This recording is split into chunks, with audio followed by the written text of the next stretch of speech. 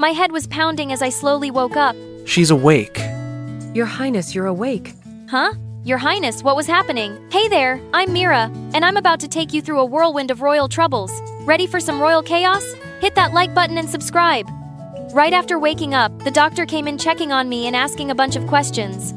You've had an accident. You've been out for 3 weeks. Do you remember your name? Can you name an animal that starts with E? Good news. I know my name and my family's names. Bad news. I couldn't remember anything about my life, and here's the shocker. The doctor said I might never get my memories back. I was super confused when my family came rushing in. My sister Zoey, just a year younger than me and a huge gossip, tried to update me on all the royal news, but my mom stopped her. Let her be. She just woke up. But Mom, she'll want to know everything, right, Mira? Zoey, that's enough. That's my dad, the king. Mira, you gave us up for right. No more football for you. You need to rest now, Mira. I was surprised my parents didn't hug me or kiss my forehead.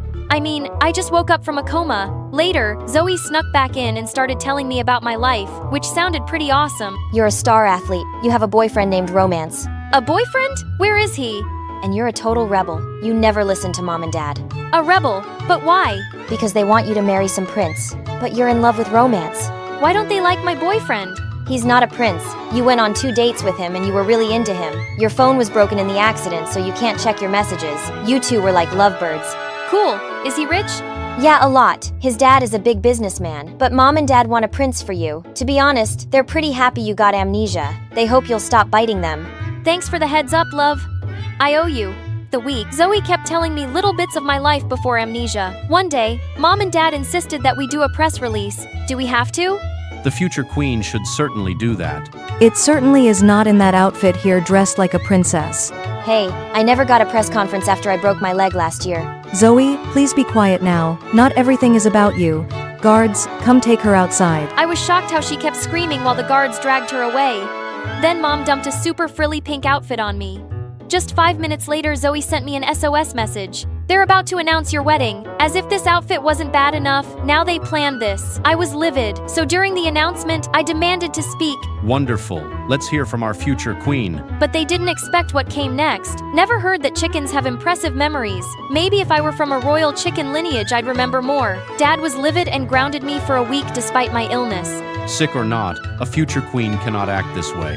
That night, I was chatting with Zoey when my parents suddenly came in, followed by 3 daughters who looked pretty intimidating, like butchers and medical professionals. Zoey, leave now. Why? What are you planning to do to her? Then Mom signaled a bodyguard and he dragged Zoey away as she shouted. Don't listen to them. One doctor opened his case, revealing a long, frightening needle. I screamed until everything went dark. My parents were unbelievable, but thank God I had Zoey.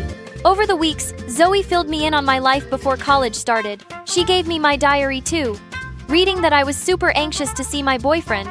A week later, I was finally ready to go back to college. It was a crazy fancy place where only kids from royal and super rich families study. As Zoey and I walked in, flanked by a mini army of security guards, I spotted him. Romance, my boyfriend. He stood there with a bouquet of roses and gave me a warm and fighting smile. Zoey winked at me and walked away. My heart was racing. I felt like I was back in my teenage years.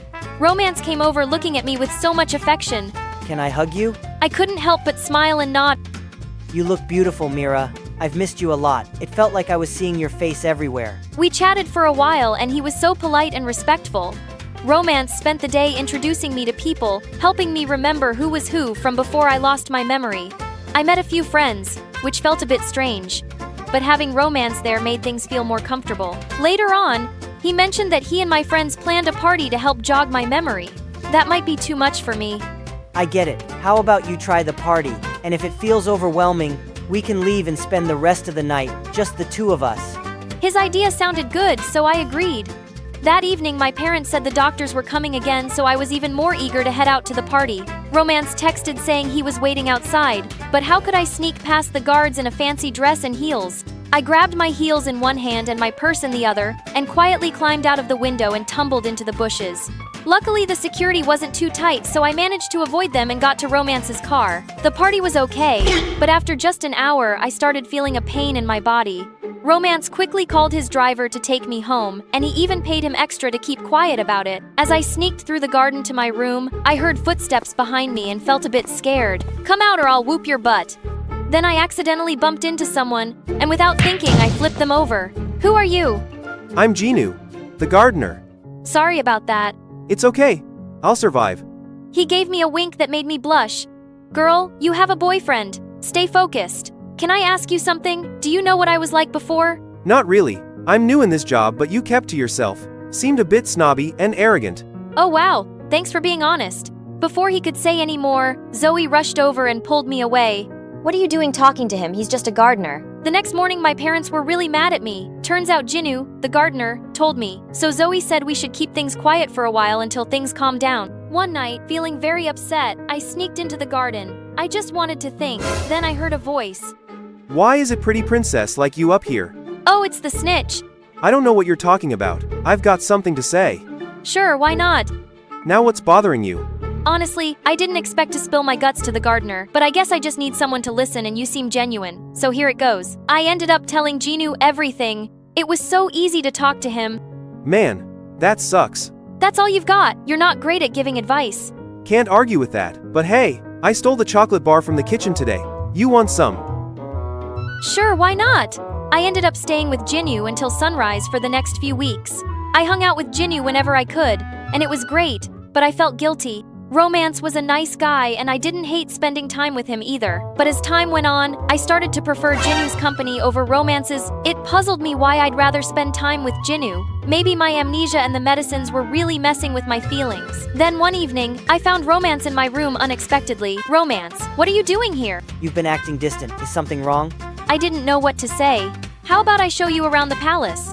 I was hoping for a different answer, but okay, let's spend time together. He kept asking why I was acting differently. I dodged his questions, but he persisted. Then we reached the royal jewelry room. If you need space, just say so. It'll hurt, but I'll understand. In my rush to change the subject, I quickly entered the passcode on the digital keypad and let him inside. Get ready to be amazed. This is where we keep all the royal jewelry. Isn't it beautiful? Romance was stunned then. Zoey burst in. Mira, why is he here? Mom and Dad would freak out. He needs to leave now. After leaving the room, Zoey went to her bedroom. Romance looked at me, clearly hurt. Maybe I should leave, reach out when you want to talk. Or actually, maybe don't, Bella. You ignore me and act superior. The only reason people respect you is your royal status, and that's just luck, not an achievement. With that, he left, and I was shocked that he just said that. Later that night, I was jolted awake by loud yelling outside the royal jewelry room. The family tiara passed down for 5 generations. He's gone. I froze. Romance, but he was with me the whole time. Then a bodyguard approached us. We found someone on the security footage you need to see. We rushed to the security room. My heart sank as I watched the video. There was Romance hiding the tiara in his jacket while my back was turned to him looking at Zoey. Not only are you seeing the guy we've said no to multiple times, but you also showed him the jewelry room. What's wrong with you? We've been patient with you because the doctor said you needed time to adjust, but this is unacceptable. And how did he even get in? Your Highness, our check showed the cameras were off and only started recording when Mira began her tour with Romance. Really, Mira?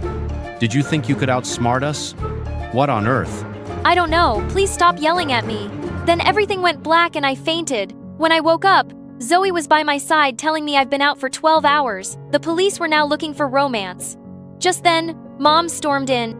Your father is furious. He can't even look at you. But I'm here to tell you that you're no longer the future queen. We've decided Zoey will take that role. You think I care? Well, guess what? I don't. But Mom, I don't want to be a princess either. I can't stand it. It's not up for discussion. And she left us there. Throughout the week, I felt more and more anxious. The guards were always around, keeping an eye on me. One day, as I sat in the garden, Jinu came over. Your parents aren't really bad. They're strict and can be a pain. Yes, but I never wanted you to marry any prince. Zoey made that up. You should look into it. How do you know all this? The servants hear everything. We catch all the gossip. Later that night, I went to talk to Zoey in her room, planning to lie to get her to reveal something. Why do you think Romance stole the tiara? I think he was upset you preferred hanging out with the gardener over him. He knew stealing the tiara would land you into trouble. Boys are dumb, and when their ego is hurt, they can act dumb. Did you hear they caught him? No, they didn't. Actually, they did. They caught him trying to leave the country. He spilled everything. Aurora, it's time to stop. Of course, that was a lie. Romance hadn't been caught, and Zoey's explanation for why he stole the tiara actually made sense. I don't know what you're talking about. Are you feeling okay? Did you take your medicine? I know I wasn't perfect before my accident, but I wasn't a troublemaker either. You didn't need to scheme. If you really wanted the crown, you should have just told me. I would have stepped aside.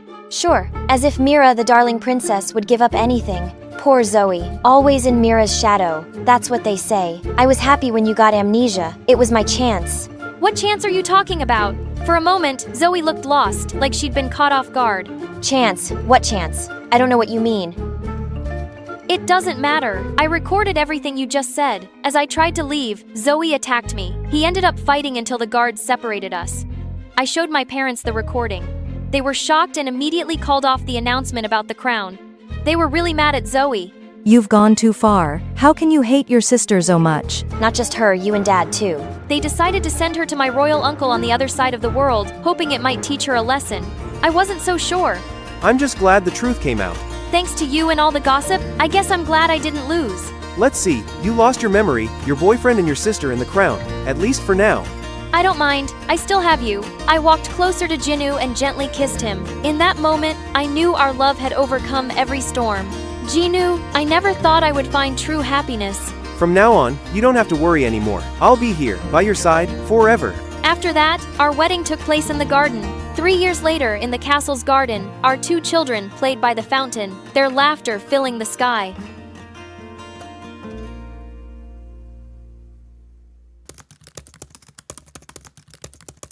Hey there! I'm Eloise from Sydney, and I've got an incredible story to share with you. Want to know what it is?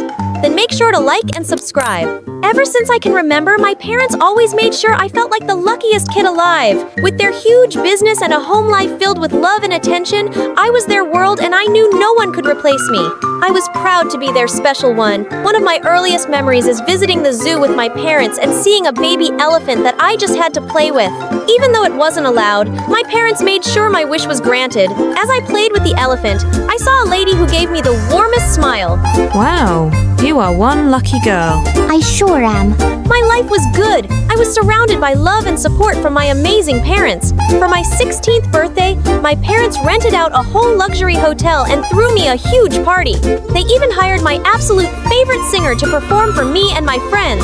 To make things even better, my crush, Lionel, showed up and gave me the most beautiful gift. These Cartier earrings made me think of you. They match your big, beautiful eyes. Wow, Lionel, they're gorgeous. Thank you. Everything was perfect until we were home, and my parents sat down to tell me something that would change my life forever. Honey, we have something to tell you. We need you to meet someone. This is Nicola. Oh my, you've grown so much. You have my eyes, and your hair is so long, just like mine. It was odd. This woman seemed familiar to me. Thank you so much for taking such good care of my daughter. Very funny. No way. Mom, Dad, what is she talking about? If this is some kind of joke, let me tell you, it's not at all funny. Eloise, honey, I know we should have told you before, but it never felt like the right time. We adopted you when you were just a baby. And Nicola, she's your birth mum. Wow! I felt like my head was spinning. Oh my God, you're telling me this now? This is crazy. And why is she back? Are you guys unadopting me or something? I won't leave. Oh, sweetheart, no. Eloise, I know you must have so many questions, but honey, I'm so sorry for everything right now. I lost you in the crowd, and I'm so happy that your parents have been kind enough to help us out. And at that moment, there she was. A girl so identical to me, we could be twins if she didn't dye her hair purple. This is your sister Sasha. She's 3 years younger. She's Eloise. Oh my God, I'm so excited to meet you. I've always dreamed of my big sister. She hugged me so hard that I felt she'd choke me. So let me get this straight. You lost me and then had another daughter? Why? Eloise, we're sorry about this. No, it's okay. That's a fair question. Eloise, darling, of course I loved you. I had a terrible time when I lost you. Well, it was hard to let you go, even if they are great parents. But we're finally reunited, and now we'll spend time together. It's gonna be amazing. Amazing! Her words were giving me a headache. Mom saw how distressed I was and took me to my room to talk. She explained that Nicola needed financial support. and they had decided to help her by getting her a place near our home and a job as mom's assistant. She asked if I was okay with it, but what could I say? I was still trying to take it all in when Sasha asked me to show her around. I wasn't super excited about it, but she seemed pretty pumped, so I said yes. It's so dark in here. You some goth chick or what? Let's open the curtains. Wow! You definitely got the best room in this mansion. You can see the pool from here. You have a lot of stuff. What's this? Ooh, awesome! Can you, just put that down? My mom gave it to me. Yeah, I can see that. Saying that, she took out tons of pictures from her backpack and shoved them in my face. I just love these photos of Mom and I. We look so happy, right? She loves me so much. She told me all about you when I was growing up, but she said I was her world. It had only been a few days since Sasha moved to our town, but she was already driving me crazy. Even though she and my birth mom Nicola had their own place, you'd never know it by how often she came over. Why don't you hang out at your house? Mom, wanted my help working for your mom. Looks like you're working real hard. She was constantly snooping around my room, touching my clothes, and asking to borrow things. I had given her a bunch of my stuff, but she still wanted more. It was really starting to get on my nerves, especially since it was spring break and I couldn't even go to my friends and rant. Once spring break was over, I was excited to go to school and be normal. But when Mom and Dad dropped me off at school, I was stunned to see Sasha and Nicola there too. But the weirdest thing was, Sasha was wearing my clothes, the ones I did not give her. Hey, Eloise, how do I look? Gorgeous, right? I know. What are you doing in my clothes? I already gave you some. Why did you take this outfit? Oh, it's just pink as her color. Wow. Eloise, come on. It's her first day at your school. She wanted to look her best. Best by looking like me in my school. I couldn't believe it. My parents just had to get Sasha in the same school as me. The moment I entered the hallway, I told my friends everything. Oh my gosh, that's crazy. Is that her? Oh my god, she looks just like you. Ha! I looked everywhere for you. This school is so big, like a maze. Hey, are these your friends? Hey, I'm Sasha, Eloise's sister.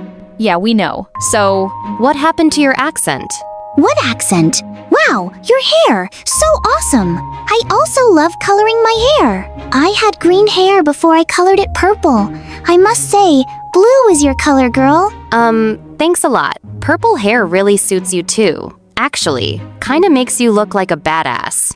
Thanks. I was thinking about dyeing it black, actually. Then you and Eloise would sure look twins. Ugh! First day in school and she's charmed my friends. Ugh! Once I got to class, I sat next to Lionel. Thank God I had some distraction from all the craziness going on in my life. He asked me how my summer break was, and I was ready to dish out everything. You won't believe. But right then, the teacher walked in and class started. After class, Lionel's friends took him for basketball practice. The next day, when I woke up for school, I heard Nicola and Sasha downstairs. Perfect. And then I found out that Dad would be dropping us both off at school together. I swear I left the car keys here. How can they just vanish? oh, let me help you. They must be around here somewhere. Look around. It must be there. What's happened to you? Yesterday you lost your Tag Heuer watch. A day before, you couldn't find your Oakley sunglasses. And then later, both were on your table. Dad, just take the other car. We're gonna be late. Here, found it. It was right here. When I arrived at school, I was excited to see my friends, but then I got annoyed when I saw them all around Sasha. To make matters worse, when lunchtime came around, I searched for lunch. I saw Lionel everywhere, and then I spotted him with the last person I wanted him to be talking to, Sasha. They were laughing, and once Lionel left, I dragged Sasha to the side. Hey, Zeus, what's up? Don't sis me. First you and Mom just barge into my life, then you start stealing my clothes, then my friends, and now Lionel. Oh, I know what you're trying to do. You want to be me. Admit it. You're a psycho. What are you even talking about? That guy just thought I was you, and we had a laugh. He actually confused me for you. I told him we were sisters. Right, Lionel? Yeah, you guys look so alike. Catch you both later. I tried to leave with Lionel, but my bracelet got stuck in Sasha's bag. When I pulled it, her bag fell off and a box I recognized rolled out. I couldn't believe my eyes. It was the same one that Lionel had gifted me with my earrings still in it. Why do you have these? They're they're mine. I didn't know these were your earrings. My mom gave them to me. Here, you can take them. Your mom gave these to you? Yeah, right. These are limited edition Cartier earrings. All I know is Mom found them by the maybe you put them there when you were going swimming and forgot about them. Yeah, right. Did she think she could get away with it? I had seen her eyeing my jewelry and designer clothes, but to steal that was crossing the line. I had to keep an eye on Sasha. Soon, I noticed that something was definitely off, as Mom and Dad kept losing small items around the house, tried telling my parents about everything, and was totally surprised when they said I was being too suspicious. They said some of the stuff that had been missing eventually turned up, and they must have just forgotten about it. I couldn't believe it. Ugh, I needed concrete proof for Mom to believe me. So one day, I snuck into Sasha and Nicole's house, and when I opened the door, the sight left me speechless. So many things were all piled up on a table. Even my snow globe was there. Oh, hey Eloise. You shouldn't be here. You want to explain all this to my parents, or should I ask Sasha? No, it's not what you think. It is. It's exactly what you think. I'm sorry, Eloise. I won't do it again. We'll leave. You think I'm going to let you run off after this? Right then, all of a sudden, Nicholas started crying and Sasha hugged her tight. What was happening? It's me who stole all this stuff. Sasha, honey, you don't have to take the blame for it. Eloise, I've had this problem for so long. I just can't resist. I keep taking things without asking. It's something I can't control. No matter how hard I try, I'm so ashamed of myself. We're gonna get through this, Mom. No need to be ashamed, Eloise. Mom's got this thing called kleptomania. She didn't do any of this on purpose. Please believe me. I didn't want to believe her, but their expression said it all. I knew they weren't lying. So you're the one who took my earrings. But I still don't get why you were acting so strange. Copying my every move and everything else. What was that about? Because I want to be like you. Since I was a kid, Mom would talk about how adorable you were when she saw you at the zoo. So when I finally met you, I wanted to be the one Mom would love the most.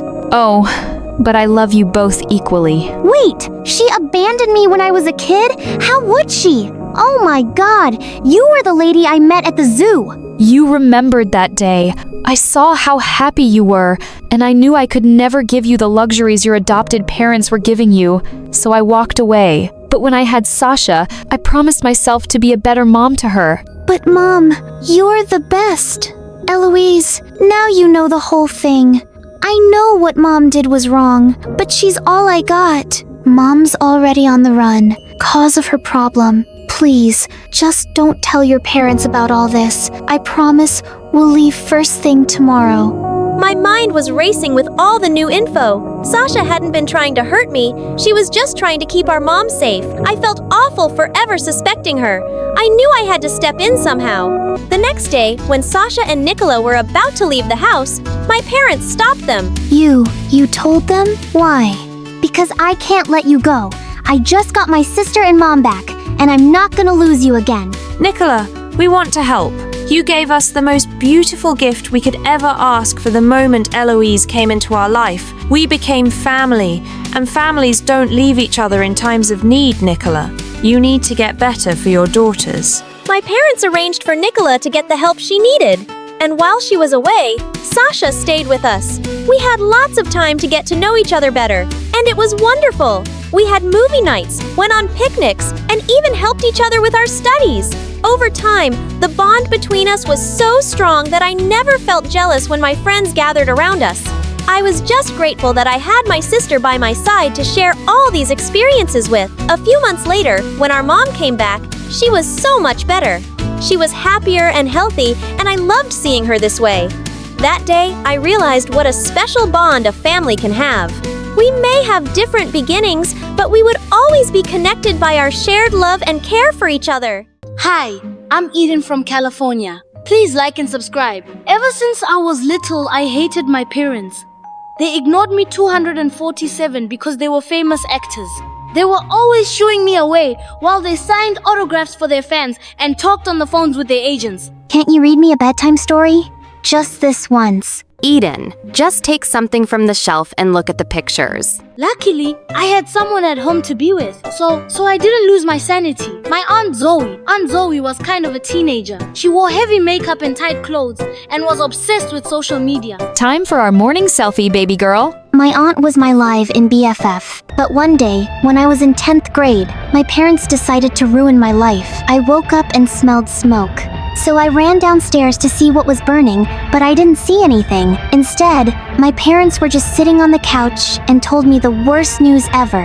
They made Aunt Zoey move out. Don't worry, you two can still keep in touch, but your mother and I have decided it's best if just the three of us are in this house. Why? Because she's too helpful around the house? Because she actually cares about me, unlike you two. Do you smell that smoke, Eden? My sister was cooking breakfast this morning and started a fire. She's a child trapped in an adult body. We love her, but we can't live with her. I was boiling with anger. I refused to speak to Mom and Dad for days. But one night, I agreed to go with them to a celebrity after party, but only so I could get dressed up and get free refreshments. At one point, I was standing by myself when this famous teen actor came up to me. Hey, they're gorgeous. Just say your name and I'll make an autograph out for you. I really don't want it. Maybe go make another girl's dream come true. I started to walk away, but the guy pulled me close to him. Stop fighting your desires, princess. You deserve this. With that, he leaned in as if he were about to kiss me. I shoved him off so hard. Uh-oh, I hadn't meant to hurt the guy. But everyone started freaking out and rushing to him. As they called the ambulance, all the party guests went ballistic at me. My parents and I got kicked out of the party, and me assaulting the celebrity was all over the news. My parents were furious. You've completely ruined our reputation. Now everyone thinks we have a maniac for a daughter and no one's hiring us. Apparently, Eden has violence issues we didn't know about. Violence issues? That's gotta be a joke. My parents were serious. They registered me for an anger management group every week for 4 months. It was the dumbest thing ever, and everywhere I went, people would stare at me. One morning, I decided to lock myself in my room for the day to have a break from everyone. Then suddenly, I saw my door lock moving, and Aunt Zoey burst in with a police officer. Eden, your parents are missing. What do you mean missing? They were last seen shooting a movie in the Joshua Tree Desert. Now there's no trace of them. I felt my heart pound as I thought of Mom and Dad lost somewhere in the desert. I had barely talked to them in the last week because we were fighting, but now I felt horrible. Listen, baby, I don't want you to worry about anything. The police are going to search for them. I'll move in and take care of you in the meantime. I was so grateful she was by my side. She spoiled me extra that week with breakfast buffets in bed and trips to the spa. The house was 10 times messier than usual, and Aunt Zoey threw multiple midnight parties during the week. But I had missed her so much. Then one day, I was at school and went to the library to study for exams. But as I was wandering through the aisles, I felt someone watching me. I turned around to see the crazy actor who tried to kiss me staring at me through the open bookshelf. Hey there, princess. You happy to see me? Oh my god, what are you doing here? Did you track me down? I did in fact track you down, because even though you tried to kill me, my heart is still screaming for you. I've never met a girl who's played so hard to get before, and I like it. He walked around over to me and stood inches away from my face, and I just lost it. I slapped him hard across the face and he cried in pain. Listen, you psycho creep. If you don't get lost this second, I'll call the cops and I'll hurt you for real this time. If I were you, I wouldn't take any chances. I stormed off and decided to get coffee with Aunt Zoey to cheer myself up. Before we went out though, Aunt Zoey insisted on wearing Mom's clothes. She has so many designer dresses I'm in love with. I don't think she'd mind, would she? No. I don't see why she'd mind. Actually, I have to tell you something important. Once we were settled at the cafe, I told my aunt everything that had happened. But to my surprise, she shrugged like it was no big deal. You know, sweetie, maybe you should date him. He's super cute, and he's like a huge star. You could be famous just like your parents. I'm sorry. Are you suggesting I date someone who tried to kiss me, turned everyone against me, and stalked me? You're overthinking this, Eden. Dating a star like that could change your life for the better, but maybe you're too young to understand. I was shocked. How could she be so blind and insensitive? I knew I wasn't overreacting, but if nobody wanted to support me, then so be it. I would take matters into my own hands. I called the cops that day and told them the situation, and thankfully, I was able to get a restraining order against the guy. I wanted to cry of relief, but when I got home, I heard laughter coming from upstairs. I walked up to see what was going on and saw my parents' bedroom door was wide open and inside was Aunt Zoey. She was wearing Mom's clothes again and talking to the mirror. The weirdest thing was, she was talking in Mom's voice. No thank you. I can't believe this is my 3rd Golden Globe. Oh, you're a fan too. Oh, you guys are so sweet.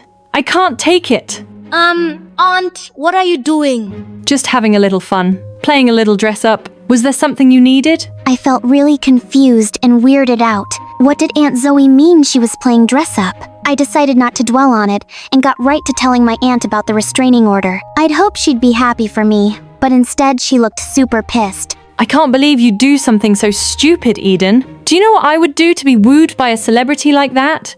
To be seen with him in magazines and to be famous? Poor me. A star actor tried to kiss me and tracked me down to profess his love. Ugh, cry me a river. Yeah, he tried to ruin my life. Aunt Zoey ignored me and walked out of the room. Did she really think fame was more important than my own safety? She was insane. And the dressing up as Mom in the mirror was strange too. Maybe Aunt Zoey just really missed my parents and was acting out. Things were awkward between us that week, and Aunt Zoey started acting weirder. Not only was she dressing every day in Mom's clothes and talking in Mom's voice, she started going by Mom's name. Eden, you're not allowed to call me Aunt Zoey anymore. You have to call me Aunt Savannah. And Aunt Savannah is off to an acting audition. How? You're not an actress! What are you talking about? Aunt Savannah is a star actress. Aunt Zoey pulled out her phone, which was open to Mom's email account. She had been talking with a bunch of directors pretending to be Mom. If they notice I look different, I'll just tell them I had a little plastic surgery. Aunt Zoey started laughing as she walked out the door. She was totally out of her mind. What was happening to my aunt? That night, I was asleep in bed when a loud machine woke me up. I ran downstairs to find Aunt Zoey shredding hundreds of pictures of my parents. Are you shredding pictures of Mom and Dad? It's something that has to be done. They're obviously not coming back, which means we have to perform a ceremony to say goodbye to them. All of a sudden, Aunt Zoey scooped up a pile of shreds and put it into a pot of boiling water. I'm putting their old pictures into a soup that we're going to eat. Then they'll really be gone for good, and I'll be the one who'll live here now. That is the most twisted thing I've ever heard. And you know what? I know I'm going to find my parents. The police were able to help me with that stalker actor, and I know they'll help me with this. And if you're gonna act this crazy, maybe you shouldn't live here anymore. I fled from the kitchen and out the front door to the police station. I just didn't feel safer on my aunt. At that moment, I spoke to the cops and asked for an update on my parents. I also told them about Aunt Zoey's weird behavior. Eden, don't worry. We're gonna continue searching for your parents. Also, I think it's best I find you somewhere else to sleep tonight. Your aunt sounds mentally ill, and you should stay away from her right now. I knew the policewoman was right, so I slept in a shelter nearby and went back to the station the next day. And when I got there, Aunt Zoey was waiting for me, looking furious. You little brat. You had me worried sick about you. Well, I'm sorry, but you were acting like a crazy person, and I just couldn't be around you. Suddenly, Aunt Zoey ran up to one of the cops and hid behind them. Do you hear how mean my niece is being to me? She wasn't always like this, but ever since her parents went missing, she's turned all her anger on me. As her legal guardian, I want her to go to a psych ward so she can get proper help. I love her, but I can't live with her right now. I couldn't believe the words I was hearing. Luckily, the cop didn't believe Aunt Zoey and sent her to another room so they could do an investigation. I stayed with the police while they continued the search for my parents. I felt sick to my stomach. I wanted my parents back, and I wanted my aunt back. I stayed at the police station until midnight feeling totally numb. Then suddenly, the door opened, and the cops came in with my parents. I burst into tears and hugged them for the longest time. I don't understand. What happened to you guys? Your dad and I decided to drive to the movie shoot, and we got lost in the desert. Luckily, we found some campers who were able to feed us. But still, we're so sorry we scared you. Before I could answer, the cops came over with a serious expression on their face. We just wanted to update you. We caught Zoey and put her back in the asylum. What do you mean back in the asylum? My parents were dead silent and looked at each other.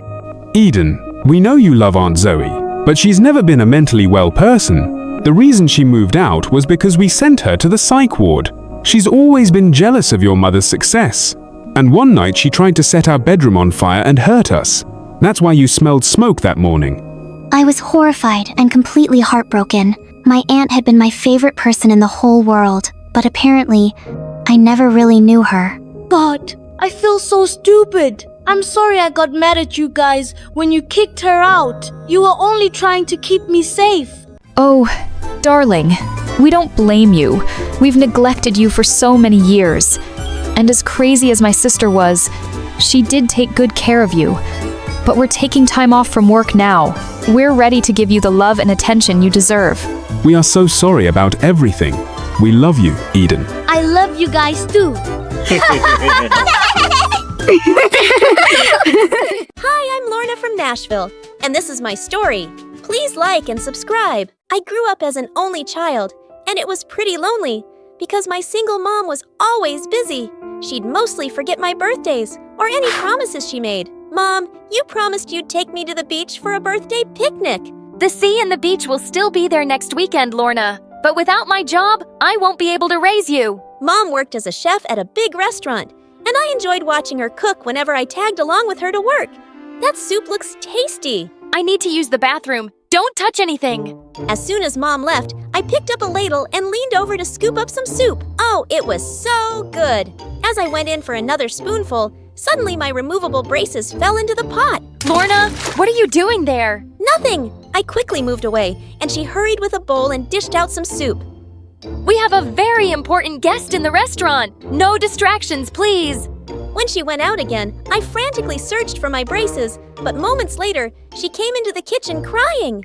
I just got fired because the important guest found this in his bowl. I am so sorry, Mom. Ever since you came, my life has been a roller coaster. I was heartbroken when she said that. After that, she changed towards me even though I said sorry like 1,000,000 times. She managed to get some part-time jobs, but was having trouble making ends meet. So eventually, when I was in 7th grade, we had to move from our nice apartment in the city and go live with Grandma in a small town. We hadn't met Grandma in ages, and she hugged me tight.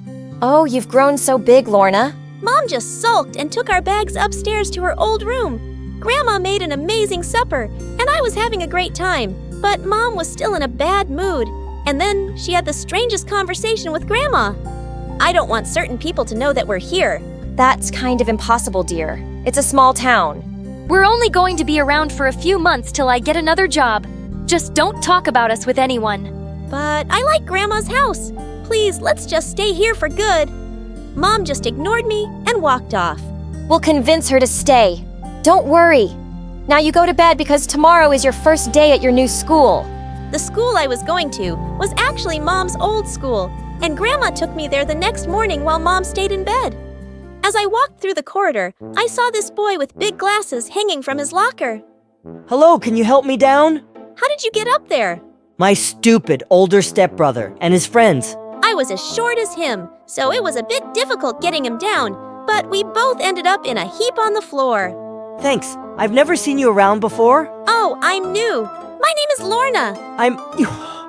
What's that smell? What smell? It's coming from your bag. Do you have dead skunks in there? When I opened it, I saw that Grandma had packed me lunch, and it was leftovers from last night, and it didn't smell right. The boy ran away without even telling me his name. But when I got to class, I saw him there, and he instantly yelled. Hey everyone, there's the stink bomb I was telling you about. That's how he paid me back for helping him? Everyone pinched their noses as I sat down with my stinky backpack. Right behind that jerk, whose name was Brad. Hey, idiot, I'm hanging you back on that lacquer later. I know what I did was wrong, but I've been waiting for a long time for someone new to take my place in school. What are you talking about? I've always been the easy target for bullies, the one that gets thrown in the trash bin or gets the face stuck in the toilet. So you want me to go through all that? It's not that bad, you look strong. Good luck. When I got home, I told Grandma it was a bad idea to put leftovers in my lunchbox. I'm sorry, dear. Let's go get some lunch snacks from the grocery store. No, she's not going to the grocery store, Mom. Why can't I go to the store? It's just a short trip. It'll be fine. No one knows who she is. What? Ugh, nothing. Mom reluctantly agreed. And as Grandma and I roamed through the aisles, I suddenly spotted Brad walk in with a man who was probably his dad. Grandma! That's the boy who made all the kids laugh at me at school. Just then, Brad's dad saw us and approached Grandma. Hi, it's been a while since I've seen you. Oh, yes. Your son has really grown up. Yeah, who's this pretty girl? Oh, just a maid's daughter. What? No, I'm not Grandma. Grandma? She's your granddaughter. Oh, God, yes, she is my granddaughter. And then Brad's dad bent down and suddenly hugged me.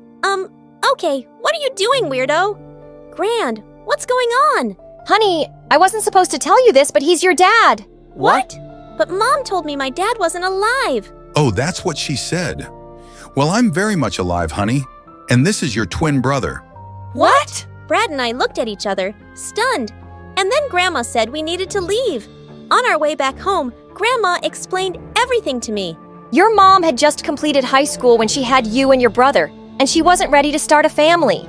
So she took you and asked your dad to keep your brother. But that's so unfair. I always wanted a sibling because growing up, Mom was always busy and I was so lonely. I know, love. It wasn't a fair choice for both you and your brother.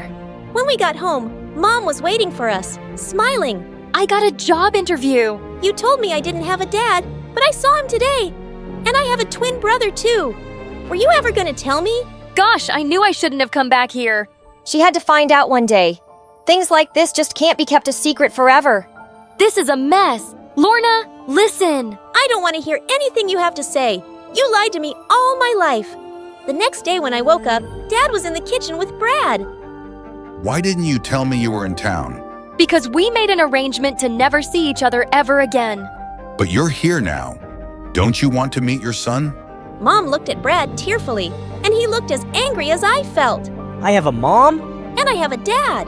The situation in the kitchen was really tense, so I took Brad to my room while our parents still argued. This used to be Mom's room, but now it's mine. I can't believe I have a mom, my own mom, and a grandma and a sister. After Dad married my stepmom, things just went bad for me. She and her son are awful people. Don't worry, you have me now. I'm sorry about what I did at school. I forgive you. Mom and Dad apologized to us both and said they'd been wrong to keep us apart. Brad and I told them it would take us time to forgive them. But secretly, we both thought it was the best thing we'd ever discovered. Mom decided to stay, and as time went by, Brad and I got really close. He started coming by often, and we had a lot in common. Grandma adored Brad, and slowly he and Mom started warming up to each other too. Like this one time, Mom was struggling to open a bottle of pickles, and he instantly got up to help her out.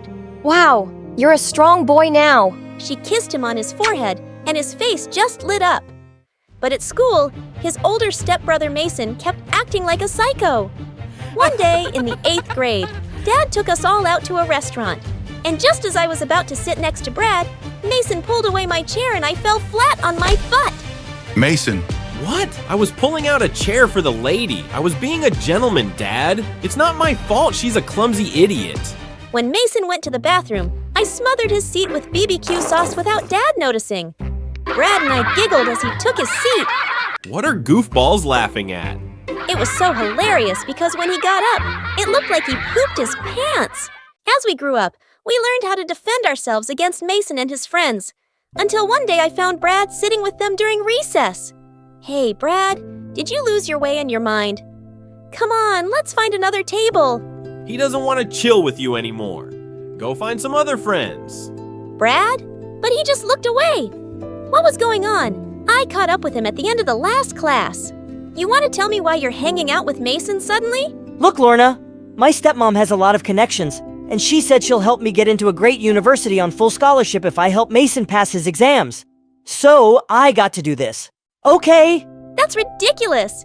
You don't need her connections. You can get in on your own, and I'm sure Dad has enough money to pay for your college. That's the thing. He doesn't. Dad's business was doing really poorly when he met my stepmom. Sometimes I think he just married her for the money. Now she controls everything. I have to do what she says. That's what Dad's told me to. It's just for some time. Mason will graduate soon. He just walked away, and I suddenly felt so lonely again. He stopped coming over completely, and since Mom had gotten a job as a head chef in a nearby city, she'd become really busy again too. Thankfully, I had Grandma, but lately she'd been struggling with her memory, and one day I came home, and she couldn't remember who I was. Who are you? What are you doing in my house? Grandma, are you joking? Go away before I call the police. But it's me, Lorna! I had to wait outside till Mom came back. We took Grandma to the hospital, and the doctor said she had Alzheimer's disease. Why is this happening to Grandma? She's the only person I can talk to. Sweetie, you can talk to me. But you're never around. Mom started taking weekends off from work, spending more time at home so we could take care of Grandma together. Lorna, I was very young when I had you and your brother, and it felt like it might be the end of all my dreams, but it's not true. I just want you to know that I love you both more than my career. Family is the most important thing, and it's taken me some time to realize that. Thank you, Mom. I love you too. Grandma's illness brought Mom and I closer, but Brad just never came back to us. He was still hanging out with Mason and his stupid friends even after they'd graduated high school. And then, one day in 12th grade, I found him in the school parking lot, trying to break into a teacher's car. Brad, what are you doing? None of your business. Go away. No, you were doing something wrong. I'm not just going to forget what I saw. Look, just get out of here. I'm not going anywhere. Just then, Mason jumped over the school fence and started yelling at Brad. What's taking you so long, dude? My boys are waiting outside. I couldn't get the car open. I'm trying. I couldn't believe what I was hearing. They were stealing a teacher's car. Mason, I should have known that you were behind this. When are you going to learn to mind your own business, Lorna? I'm calling the principal. As I walked away, Mason grabbed my hand and I screamed. But just then, Brad pounced on him. Don't touch my sister. While they rolled on the floor wrestling, I ran straight to the principal for help. The principal called the police, and Mason was arrested for trespassing on school property and attempted theft. Turned out it wasn't the first car he and his gang had stolen. Brad, what happened to you? Lorna, you don't know what I had to live with. Mason's mom is so evil. If I didn't listen to Mason, then he would tell his mom and I won't get to go to college. Did you talk to Dad? Did you tell him that Mason is making you steal cars? I tried, but he never believes me. I hugged him as he cried. You should have told me. I would have helped you. I told Mom everything that happened, and she was so mad at Dad. She insisted that Brad come and live with us, and he was really happy too. Soon after, my college application replies came back, and to my delight, I've gotten in on a full scholarship. I'm so happy for you, sis. My scholarship applications never got accepted, but at least you get to go. I have enough money saved by now, and I'll pay for your studies. Brad, you don't have to worry about that ever again, because you are also my child. As we celebrated in the living room, Grandma suddenly appeared. Lorna, Brad, when did you get here? I'm so happy to see you. Grandma remembered us, even if it was for just a little while, and it was a moment to cherish.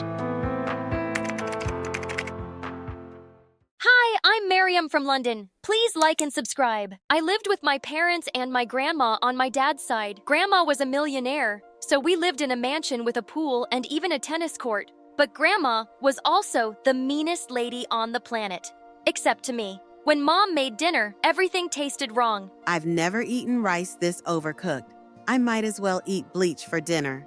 But one time, I made Grandma a mustard sandwich and she was blown away. Look at you, already cooking at 10 years old. My granddaughter is the smartest girl on the planet. Grandma also showered me with expensive gifts constantly. One time, I helped Dad clean the floors, and Grandma bought me a TV for my room. Look at you doing your chores. This is what you get for being an angel, darling. Grandma scolded Mom and Dad for not spoiling me the way she did. Miriam had a fever yesterday. You two cheapskates couldn't hire a singer or a boy band to entertain her. Even though she was a jerk to everyone around her, I loved being Grandma's little gem. Whenever my parents got mad at me, I had my grandma to hide behind. What is this? D on your biology test? Miriam. Grandma, Mom's yelling at me. How dare you put that kind of pressure on Mariama? Sweetie, you don't have to study if you don't want to. My parents really wanted me to become a doctor. When I grew up, they would get me all sorts of medical toys. But all I was ever interested in was paints, clays, and brushes. I often imagined myself as a famous painter and pretended to take a veil off a painting I made. Everyone would tell me I was the next Picasso, and I'd say, "Oh, you're all too kind."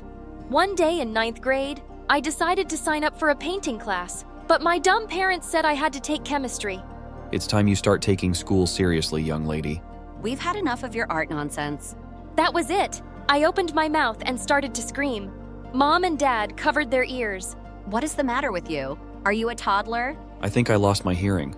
Grandma! Grandma! They're being so mean to want to take biology. I want to paint. You two should be ashamed of yourselves.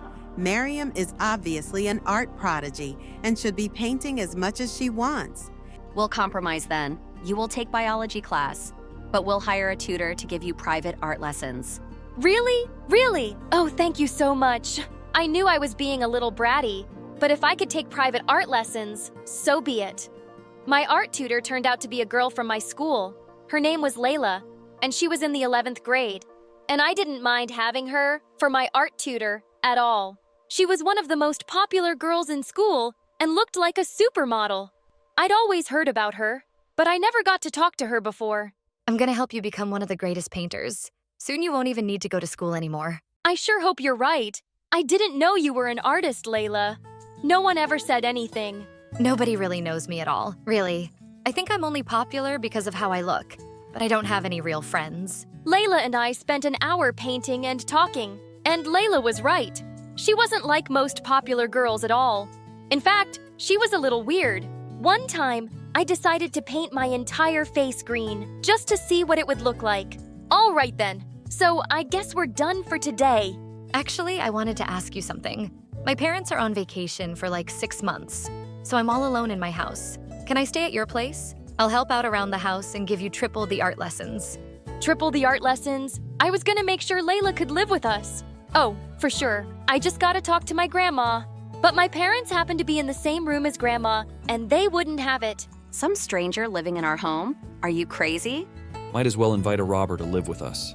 You guys are so unfair. She said she's gonna give me triple the art lessons. Grandma, tell my parents to stop being jerks. Miriam's right. You two are heartless people, not letting a friend of Miriam's into our home, not letting her follow her dreams. You should be ashamed of yourselves. I knew then Layla was gonna stay with us for as long as I wanted her to. But as time passed, I didn't just do art with Layla. I also talked to her for hours. Miriam, how come your grandma's such a bully? She's a bully to everyone, but not to me. Don't you worry, one day she'll bully you too. No, Grandma loves me. You know, you're kinda naive, Miriam. Sort of like a kid. I am not.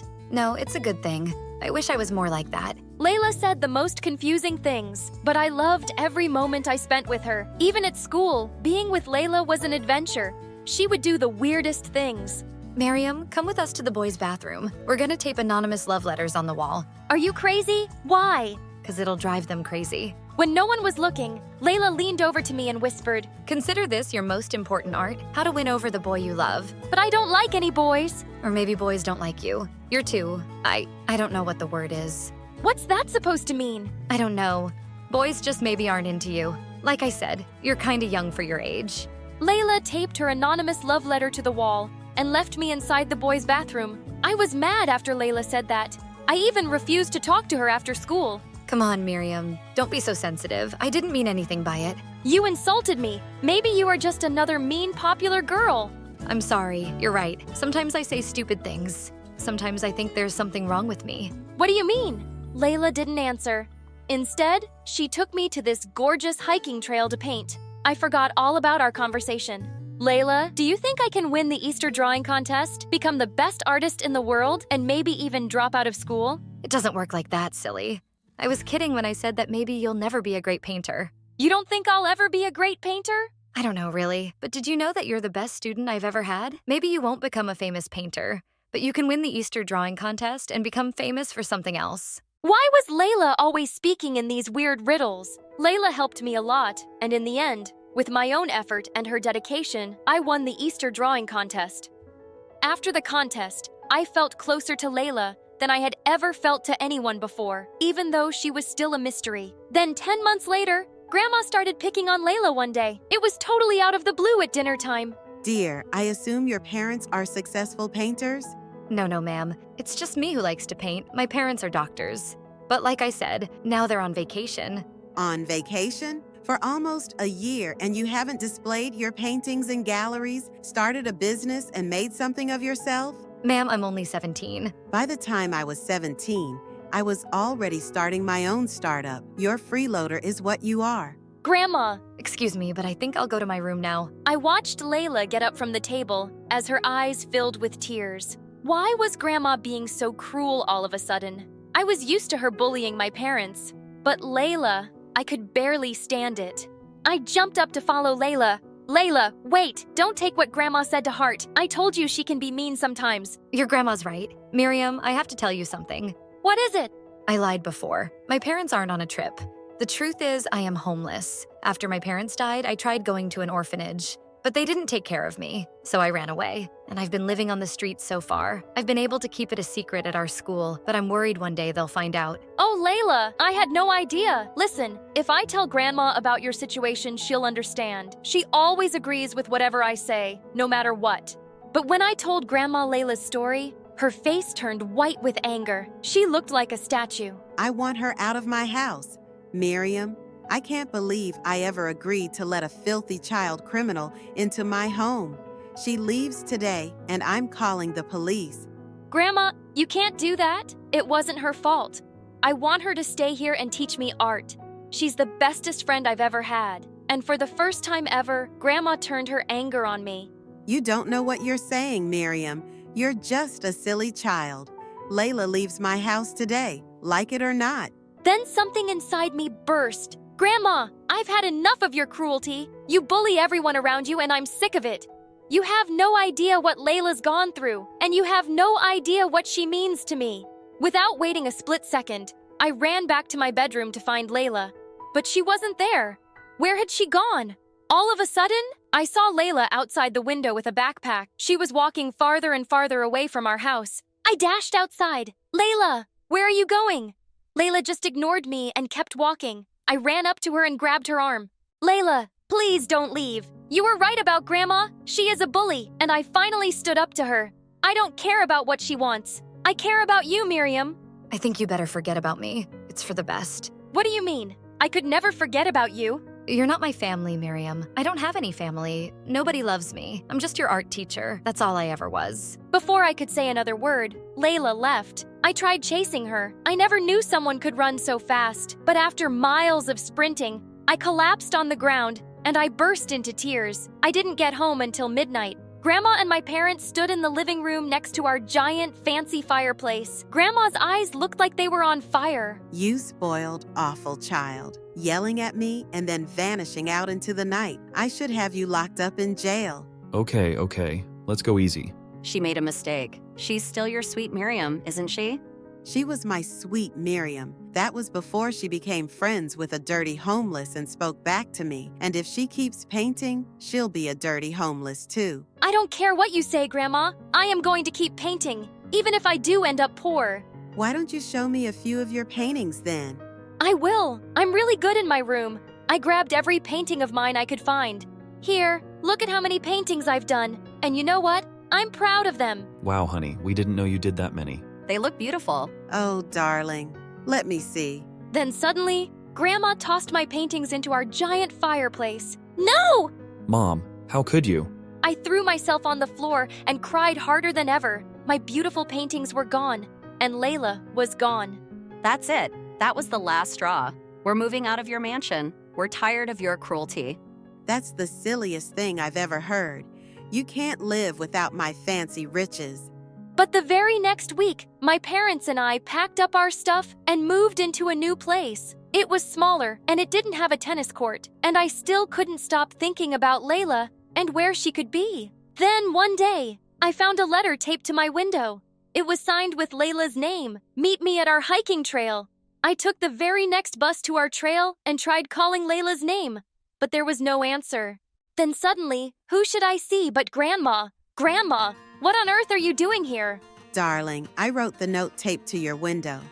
I was afraid you wouldn't come to meet me otherwise. And I remembered this was your favorite place to come with Layla. You mean Layla isn't here? I don't want to talk to you. I want to talk to her. Sweetie, I'll do anything to help you find her. But first, I want to apologize for being so awful to you and burning your paintings. I love you, sweetheart. Grandma started to cry and came over to hug me. I've been a bully your whole life to your parents and now to you. After I saw your face when I burned your paintings, I realized I wanted to change. I love you, Miriam. I love you too, Grandma, but it's gonna take me some time to forgive you.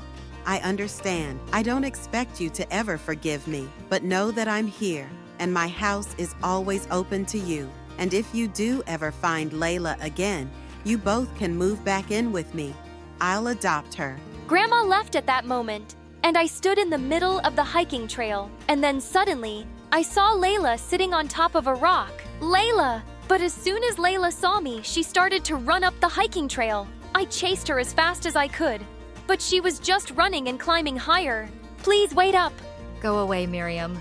Layla, please don't run away from me. I raced up the hiking trail and tried to catch up with Layla, but she was so far ahead of me, I couldn't even see her. Suddenly, I heard a loud cry from above. I looked up to see Layla stuck between two rocks. She looked like she was ready to fall. Please, someone help me. Layla, I'm here! Hang on! I rushed to Layla as fast as I could and tried to pull her up, but she wouldn't budge. My hand is slipping. Do something. I grabbed Layla with all my might, and she was finally free. Layla and I fell on top of each other and started laughing, but suddenly, Layla looked at me. Miriam, you're all scratched up. It's fine, Layla. I don't care. What matters to me is that you're okay. I couldn't live without you. Really? I mean that much to you? Yes! You're the most amazing friend and teacher I've ever had. I used to be so bratty and babyish. I had my grandma to run my whole life, but you've changed me. Even though we're not related by blood, you are my family. Do you really mean that? Yes, Layla, I talked to my grandma. She apologized for everything. And she said if I ever found you, she'd adopt you. Oh, Miriam, that's the best news I've ever heard. We'll paint up here every day. I'll teach you everything. We will. Even if we're never famous, I'll always keep painting with you. I love you, Layla. I love you too. Suddenly, I saw one of Mom's menacing security guards racing toward me. I sprinted through the airport, my suitcase wheels spinning faster than my excuses for late homework. But up ahead, another security guard blocked the exit. Luckily, a team of cheerleaders passed by, shaking pom-poms.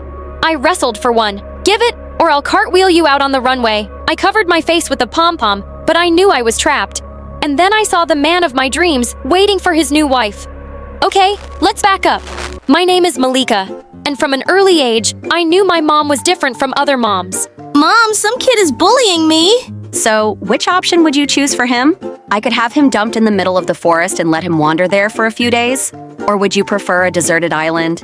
Oh no, Mom! I was just kidding. He did nothing. I just wanted to see if you'd care. Love you. You're the best. I stopped her just in time. The kid never bothered me again. Actually, I never saw him at school as he moved. But that was my mom, the undisputed queen pin of our family, and lived a life straight out of The Sopranos. And growing up, I desperately wanted her to change. We could have a normal life, sunbathing with no guards. Okay, you're right. No more bulletproof vests. Wait, what? We can do a little travel to the old country, just the two of us. I was excited for some real mom-daughter time, but at the airport, everything changed. We'll do the normal life thing, but first, I need you to marry this guy. What? He's the son of my enemy. This way, he can become an empire. Do it for the family. Ugh, really? Guess Mom's never gonna change. I fake smiled, excused myself for the bathroom, and while she wasn't looking and busy giving orders, I dashed off to buy a ticket for any plane leaving soon. My heart was racing, but I was saint being part of her chess game. I needed to be me, to live my own story. Goodbye forever. When I landed, I thought I might just get away with it. But the next minute, I was hiding from her guards behind a pom-pom. And then suddenly, I saw this studious-looking girl who, if she removed her glasses, looked almost like me arguing over the phone. I know the priest swears they're a good family, but isn't it weird that they just called this week and you even agreed to send me over just because he's a little richer than us? And why didn't we send a photo first? Oh, right! You never liked any of my pictures enough to show them. Still, I don't like this arranged marriage thing at all. What? Mom's security guards were getting closer and closer. Mom? Yeah, who cares if he's in the police force? What if he chews loudly when he eats or trims his toenails in the sink? And if he spells Melina wrong on the airport sign, I will freak out. Oh no! Her mom was also trying to fix this poor girl up with someone. As fate would have it, a walking Pinterest board for male beauty appeared holding a Melina sign. Boy, that Melina is lucky. Wait, he hasn't met this Melina yet. I could do this, right? Pretend to be her, just for a while. Just to escape. I took a deep breath and marched towards him, my heart racing with every step. Yeah, maybe he would catch me, but I had to take a chance. I ran towards my newly arranged marriage. Do you have sunburn, or are you always this hot? Nice to finally meet you, Rory. I'm Melina. Weird. I was told you were really serious. Well, yeah, And that you'd be taller. Taller? Oh, yeah. That's because of the heels. Today, I thought I'd come as the real me. Shush! I'm having travel sickness, so we need to leave the airport now. Later, at his place, I met the mom I never had but always wanted. She was all sugar and no spice, the total opposite of my mom. So, dear, what are your dreams? To not end up in the family business and fleeing for my own wedding. Oh no, I blurted out. Thankfully, she laughed, probably thinking I was joking. However, Rory wasn't convinced. What's going on? Who are you? For a second, I thought it was all over. But now it wasn't that simple. I had one more trick up my sleeve. Oh, Rory, you caught me. I'm actually an international spy on a secret mission, and I thought you'd make the perfect cover husband. Before he could say anything else, his mom stopped his interrogation and he stormed off. But then he tripped on the stair step, and we couldn't help but laugh, like we'd been best friends forever. Once she caught me staring into space, secretly freaking out about Mom, and she sat down with me and held my hand. If you're worried about anything, just tell me. Honey, I'll always be here for you. Part of me just wanted to tell her the truth, but I couldn't. This was exactly the life I'd always wanted. But then, a few hours later, Rory's mom's phone went off. Oh, a big hi. Hey, Melina, it's your mom. I jumped for the phone as quickly as a cat chasing a laser and snatched it out of her hands. I tried to hang up, but I was so nervous I couldn't hit the right button. My daughter had to come back because your son never showed up. I thought you were serious and good people. The deal is off. Luckily, Rory's mom didn't hear that, and at least Melina won't be coming to Rory's house anytime soon. Finally, I managed to hang up, and I blocked her number. Then, I only had to fake smile and go on with the conversation. Hey Mom, what's up? Yeah, I got here just fine. The weather, 100% chances of charming conversations and cozy family vibes. Rory's mom laughed happily when I pretended to hang up with my mom. She gave me a big hug. Just to think, Rory didn't want to take your number in the first place. I had to force him to meet up with you. It was the best thing I ever did. Ah, I loved her. Although Rory's mom already treated me like her own daughter, Rory was still icier than a snow cone in a freezer. But that changed. One afternoon, we were walking in the park when his mom, while trying to feed some ducks, fell into the lake. She didn't know how to swim, so she started screaming for help. I immediately jumped into the water to rescue her like a superhero, only to remember seconds later, I didn't know how to swim either. So I started screaming for help. Rory ran towards us and jumped into the lake too. And guess what? Yeah, he didn't know how to swim either. Still together, the three of us were able to float to shore and get out of the lake safe and sound. I'm sorry. I panicked and didn't know what to do. Don't apologize. You were pretty brave. He smiled for the first time. I couldn't help but blush. I'm just glad you're okay. Wow, did he, care? Wait, did I care? Then I noticed that my phone was completely soaked. It was still spitting water. Oh no! I was about to give it mouth-to-mouth resuscitation. But Rory took it and coolly went off to perform some tech surgery till it was as good as new. What a dream! Thanks! You're welcome. From that moment on, Rory was even sweeter than his mom. It was almost like that drowning incident had made him fall for me, and I was starting to feel the same. I was having the best time of my life, but then my nightmare finally came true. Melina and her mom showed up. Apparently, Rory's mom told everyone how happy she was with me, and the word reached them. Mom, you were right about us needing to come here. There's something not right. And you're the imposter. You think you can just waltz in and take over my life? I never wanted this. I was just trying to escape my mom. I had to come clean and tell them everything, but they were still super mad. Then I turned to Rory and his mom. I'm sorry. I never meant to hurt you. Rory's mom had tears in her eyes, and he couldn't even look at me. I felt like the most dreadful person in the entire world. And at that moment, I knew I had to leave. I didn't get very far before I saw 5 of Mom's security. They must have tracked my phone. Just as they went to grab me, I threw sand in their faces and ran back to Rory's house, but the door was closed. I knocked and knocked and knocked. Please, Rory. I know I don't deserve any help, but I can't marry the guy my mom wants me to. Please help me! Suddenly, the 5 security guards were behind me. Right at that moment, the door finally opened and Rory stepped out. My hero. He held my hands, and I felt my whole body tingle. I knew you weren't going to leave me just like that. The truth is, I think I love. Rory turned me around to face Mom's security. Here, take her. Wait, what? Rory wasn't saving me. He was handing me over to Mom's security. I knew I couldn't trust you. Like I was saying, the truth is, I loathe you. Despite my kicking and screaming, Rory turned his back on me. So it was just me against them. Time to show them what I'm capable of. I channeled my inner John Wick and leapt forward with a powerful flying kick. Take this! They just caught me in midair and dragged me off. Looks like I need to keep practicing my combat moves. Soon, we arrived at Mom's private jet. You betrayed your family! Now get ready for your wedding! I started crying, but didn't complain.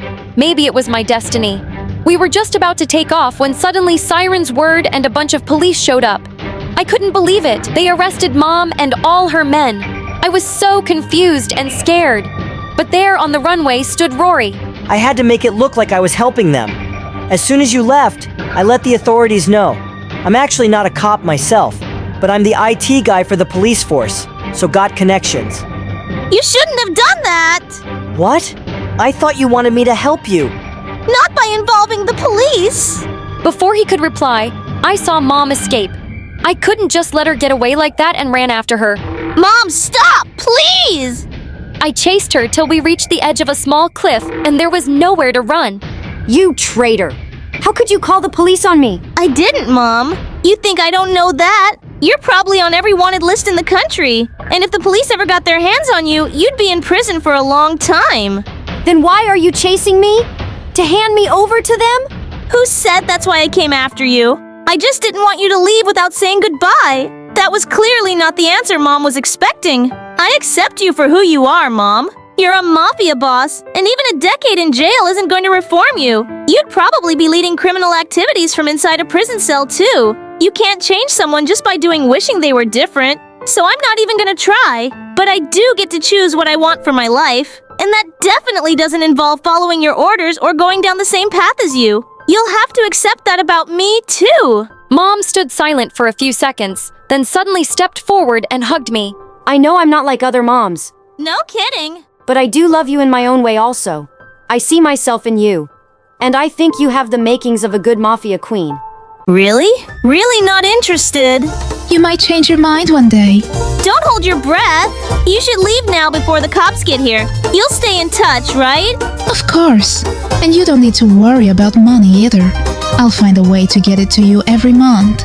I'll see you sooner than you think, love. Stay safe, Mom. And with that, I let her run off into the forest while I went back and told the cops she'd gone in the opposite direction. I apologized to Rory about my outburst, and I think he knew I let Mom escape, but he never brought it up again. We went back to his house, and after I explained more about my whole scary and traumatic mom thing, Rory's mom forgave me and hugged me too. I moved into a tiny apartment close to Rory's house. But I spent most of my evenings with him and his mom, sharing home-cooked meals and laughter, and it's the happiest I've ever been. Now, a year later, I'm flying off to the Cayman Islands for a 2-week vacation. And yeah, you guessed it, my mom picked the spot. But hey, I'm not complaining. Hey friends, I'm Ella from New York. Please like and subscribe. I'm an only child, and my parents loved me so much and cared a lot about my musical talent, which they noticed when I was only 6. I played the piano, wrote songs, and sang too. She's going to be a famous star one day. She sounds like an angel. Believe me when I tell you I love music. I spend all my time singing and playing or listening to music. When I was 10, I even wrote my first song. Sadly, everything changed when I turned 13 and Mom and Dad divorced. Mom left us and we were devastated. But after 2 years, my dad met someone new. I didn't like the idea at first, but I didn't say anything because I wanted to see him happy again. One day he told me that he had invited this woman and her 2 daughters. It's over for dinner. You're going to like the girls, I promise. They're so nice and they're your age as well. You can finally have the sisters you always wanted. When they finally came over, my soon-to-be stepmom Lindsay and her 2 daughters, Anna and Joanna, pretended to be nice to me, but I don't know why I felt like they were lying the whole time. Oh my, look at you. Aren't you a dear? I feel like we'll be best friends. I like your hair so much. Can I see your room? My dad and Lindsay got married after a short time, and she and her daughters moved in with us. Our house is bigger than theirs, so we'll all fit in nicely together here. Anna and Joanna will keep you company all the time. Isn't this amazing? Yeah, Dad, it is. I'm so excited. I really didn't like the idea because there was just something weird about them, but I didn't have the heart to say that to my dad. Not long after the wedding, my father came home one day looking extremely happy. Girls, guess what? I got promoted. Really, congrats. How much will they pay you? I don't know yet, but I'll have to travel every now and again. It's a very important position. But Dad, I don't like having you away for long. Don't be silly. He'll make a lot of money. He has to take the job. When are you going to travel? What will you bring for me? I need a new phone, please. What about me? I want a new laptop. Mine is old. Baby, I've always wanted a diamond ring. The golden one is not so nice. Can you please get me one? What about you, Ella? What do you want me to get you? Nothing, Dad. Just don't stay away for too long. See, this is the sad part. I discovered that Lindsay had married my dad for his money, and she literally cared for nothing else. When Dad started to travel a lot, Lindsay, Anna, and Joanna showed their true colors. They were terrible. They treated me horribly. They were only nice to me when he was around. Just stop playing the stupid piano you're playing. Sounds like nails on a chalkboard. You think you're a musician? Such a loser. Yeah, stop it. Will you? You're giving me a headache. Just like that, Lindsay didn't let me play the piano anymore. She didn't let me do anything, basically. Wait a minute, is that my shirt you're wearing? It was your shirt. I liked it, so I took it. Do you have a problem? Anna, why is your stuff in my room? I'm bored with my room and it's very small. I want yours. It's bigger and nicer. Get the rest of your stuff out of my new room now. That was the last straw. I couldn't take it anymore. I planned to tell my dad everything when he got back. Oh my god, I never did that. You told me you wanted us to exchange rooms. I'm really hurt. Didn't you give me this shirt because you took my orange one?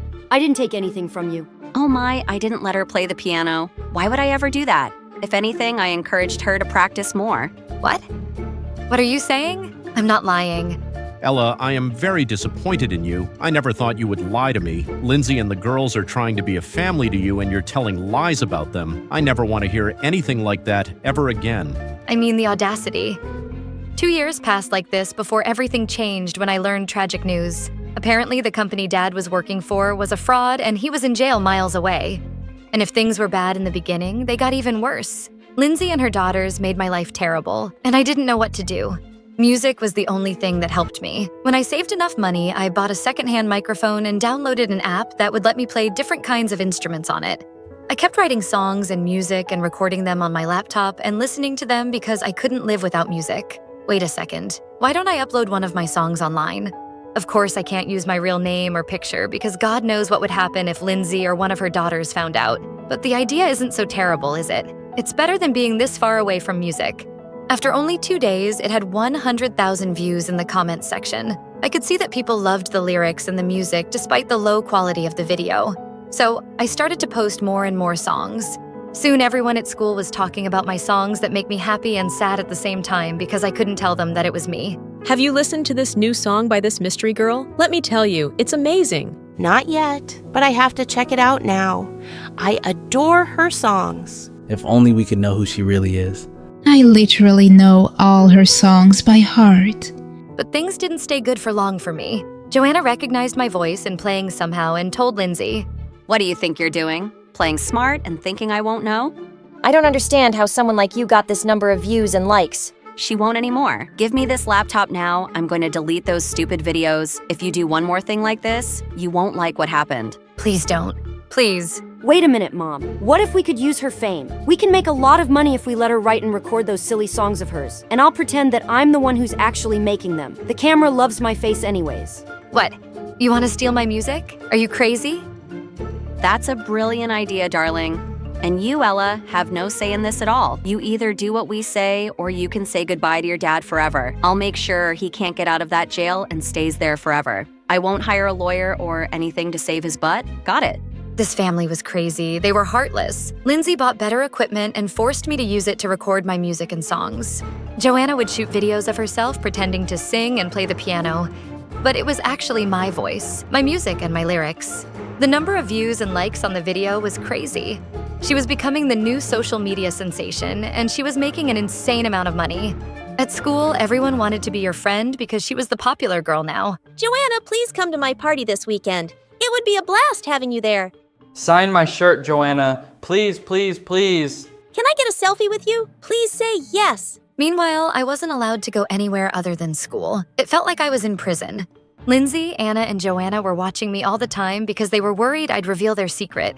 But I didn't, because I was afraid they'd leave Dad in jail forever.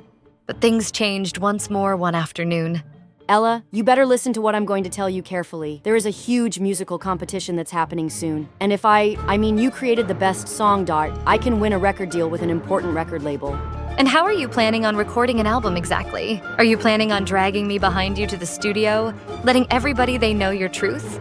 That's none of your business. My mom will think of something. Start working on that song now. I had no choice but to write a song on the required theme and record it. Now I need to shoot a video for this song, but it needs to be perfect because I have to win this competition. Guess what happened then? She won. She and Lindsay were over the moon, quite literally.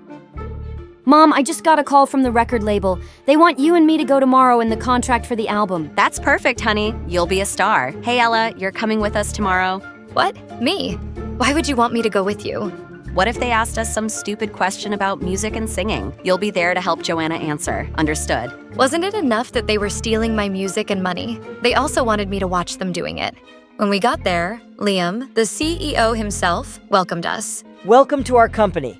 It's been a pleasure meeting such a young and promising talent as you, Joanna. For how? How long have you been playing the piano and singing? Since she was 10. She's the most unique kid ever. That's nice. And have you had any teachers? Well, I don't. Oh no, she taught herself all that she knows about music. Isn't she amazing? Sure. And you are? Oh, that's Ella, my stepdaughter. She's one of our family, and we love her dearly, just like she loves us. Right, darling? What? Yeah, sure. Nice to meet you, Ella.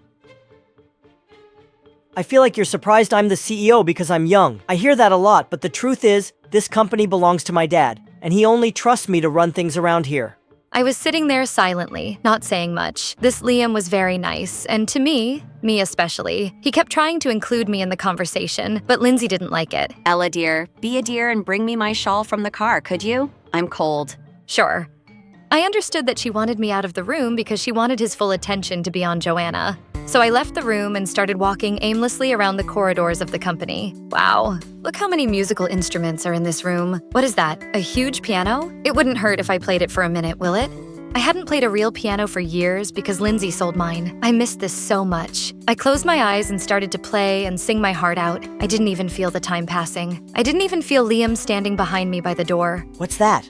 How's that possible? How is this your voice and not Joanna's? I don't understand. Please just forget what you saw and heard. Wait here.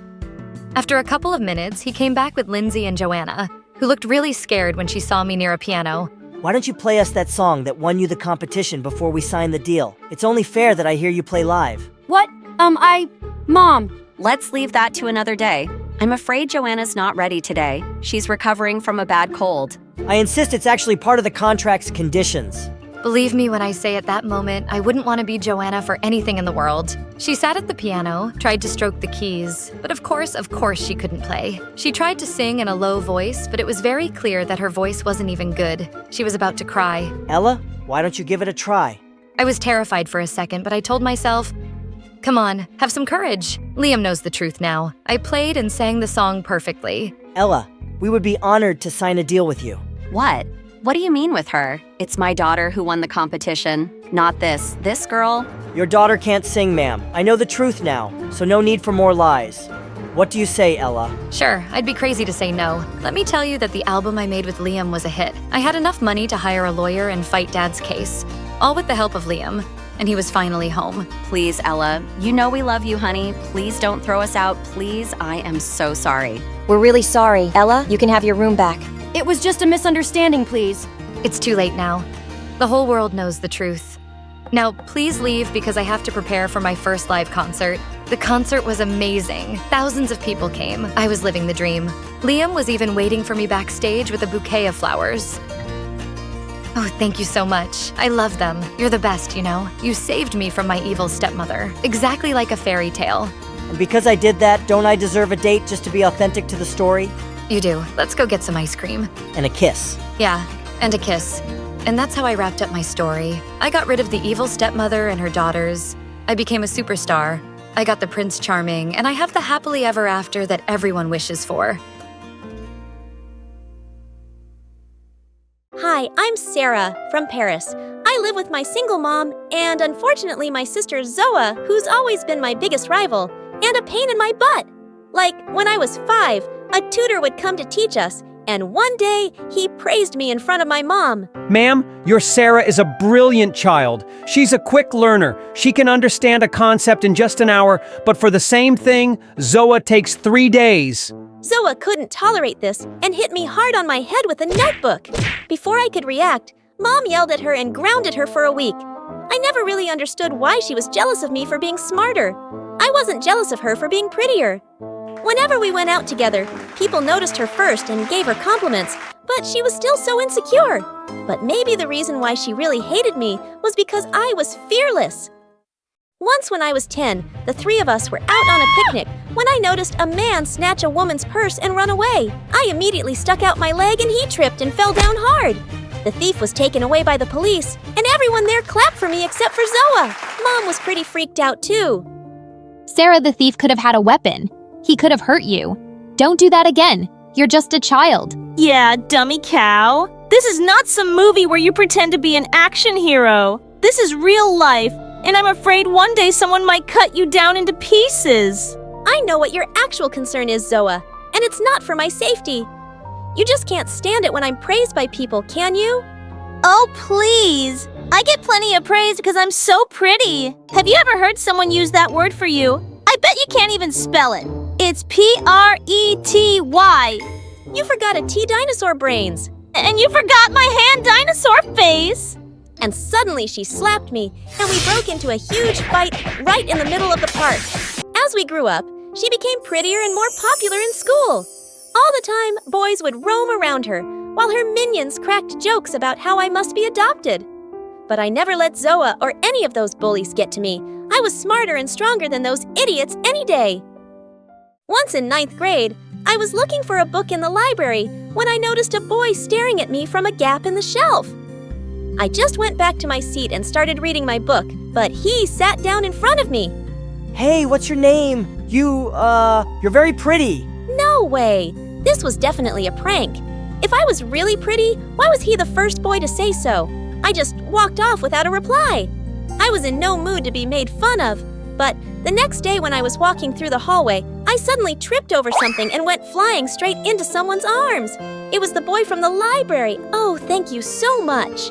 If you want to thank me, just tell me your name, please. I did, and it turned out his name was Henry, and he was my senior. We became good friends and started hanging out together all of the time.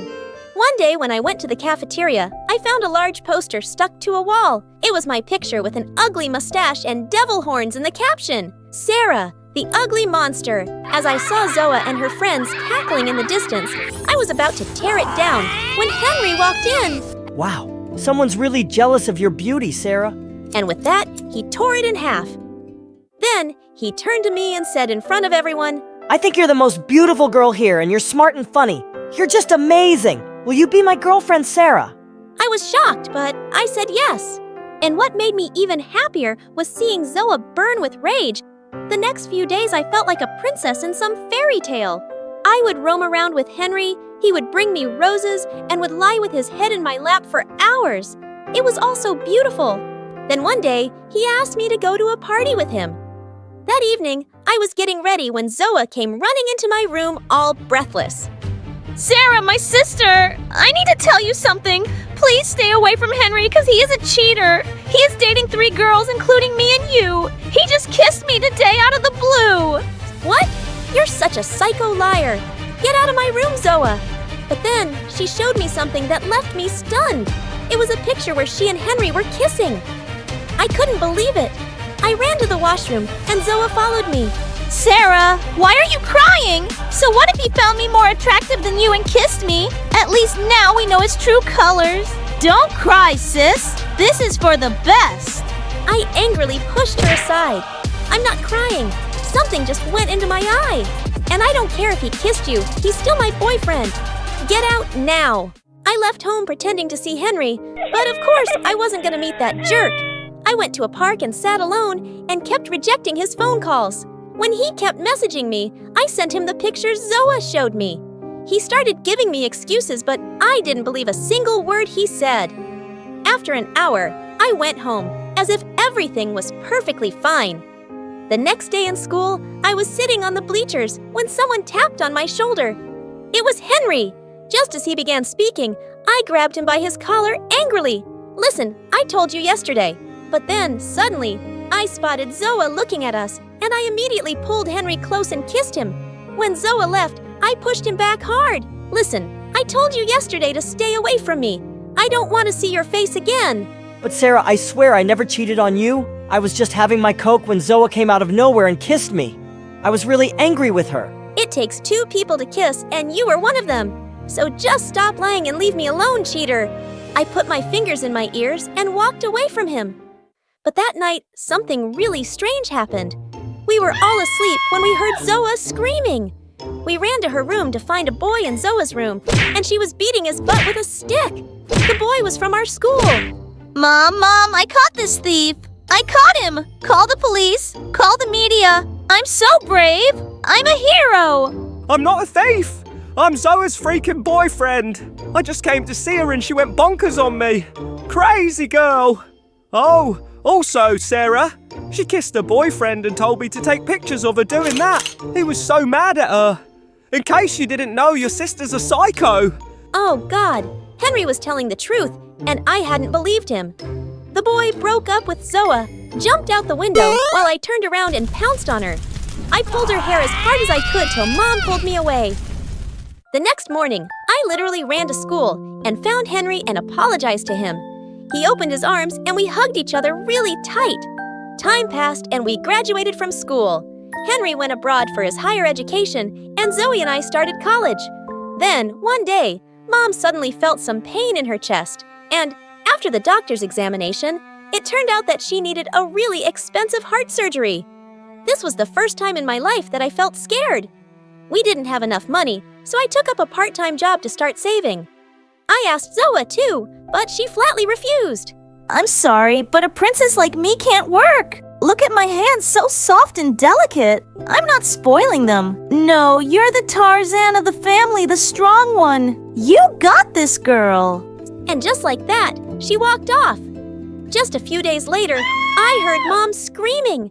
I ran to her room, and she was standing in front of some empty drawers, asking me where all her jewelry had gone. I had no idea, and we marched straight to Zoa's room. She wasn't there, but a note was lying on her bed. Mom, Sarah, my journey with you people ends here. I can't live with poor depressed people like you anymore. Mom, please make Sarah the heir of this damaged house, because I like mansions only. I'm taking all the jewelry as memories of you, Mom. Love you, but don't look for me. Mom was completely devastated. I took her to her room and put her to sleep, but I was in despair. We were left with nothing. My salary wasn't enough for the treatment. I left home to contact some charity organization, and on my way it started raining. Just then, I saw a huge crowd gathered around on a bridge. I looked down and saw a small kitten hanging onto a log in the strong river current, and people were just standing around making videos and doing nothing. Luckily, I found a piece of rope tied to the bridge. Without another thought, I climbed down the rope and reached out for the kitten. Some people started helping me then by pulling us up, and we both landed safely. I was completely drenched in the rain, so I decided to go back home. That evening, someone rang our doorbell, and when I opened the door, I found a bunch of people with cameras and mics standing outside. You saved a little kitten today, without caring about your own life. What would you like to say? This girl, people, she's a hero. She makes us believe that good people truly exist. She's restored my faith and humanity. Wait, what? What was going on? And I soon found out that people had been making videos of me saving the cat, and they'd gone viral. And before I knew it, I had become quite famous. I was in newspapers and giving interviews on news channels. I was honored by the government with a bravery reward and also given $30,000. And of course, the first thing I did was get my mom's heart surgery. It was successful, and she recovered fully in a few months. Soon after, I got an offer to participate in a really famous reality stunt show, and I accepted. Within no time, I'd become a celebrity. And now, Mom and I were rich. We were living a great life until one day someone knocked on the door. When I opened it, I was shocked to see Zoey as she tried to step inside. I blocked her path. Where's Mom? I need her help. My boyfriend cheated on me. He made me pregnant and ran away with all my money and jewelry. I've got nothing to eat. Are you so fat because you're pregnant again? Oh, no! Luckily, I had a miscarriage, but I had lots of cravings while I was pregnant, so I gained some weight. It's nothing. I'll be back to my old shape in no time. You'll see. Are you sure you're not pregnant? Of course. I said so already. Then I kicked her so hard she fell back on her butt. How dare you call her Mom? You left her when she was fighting for her life. No, you robbed her first and then left her. You're just a blood-sucking leech, Zoey, and you deserve whatever bad things come your way. Now get lost, and don't show up here again. And I slammed the door on her face. Half an hour later, the bell rang again. Oh God, this Zoey! Maybe I needed to kick her harder this time. But when I opened the door, I was shocked. It was Henry. He opened his arms and I jumped to hug him. Oh, I can't believe it's you, Henry. I've missed you so much.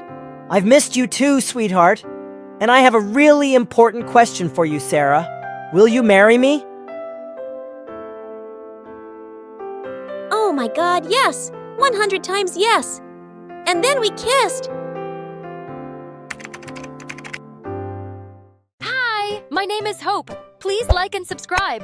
That winter when I was in 5th grade, the world turned all white with snow. Our classroom was cozy, but one day, the principal brought in a new girl named Maya.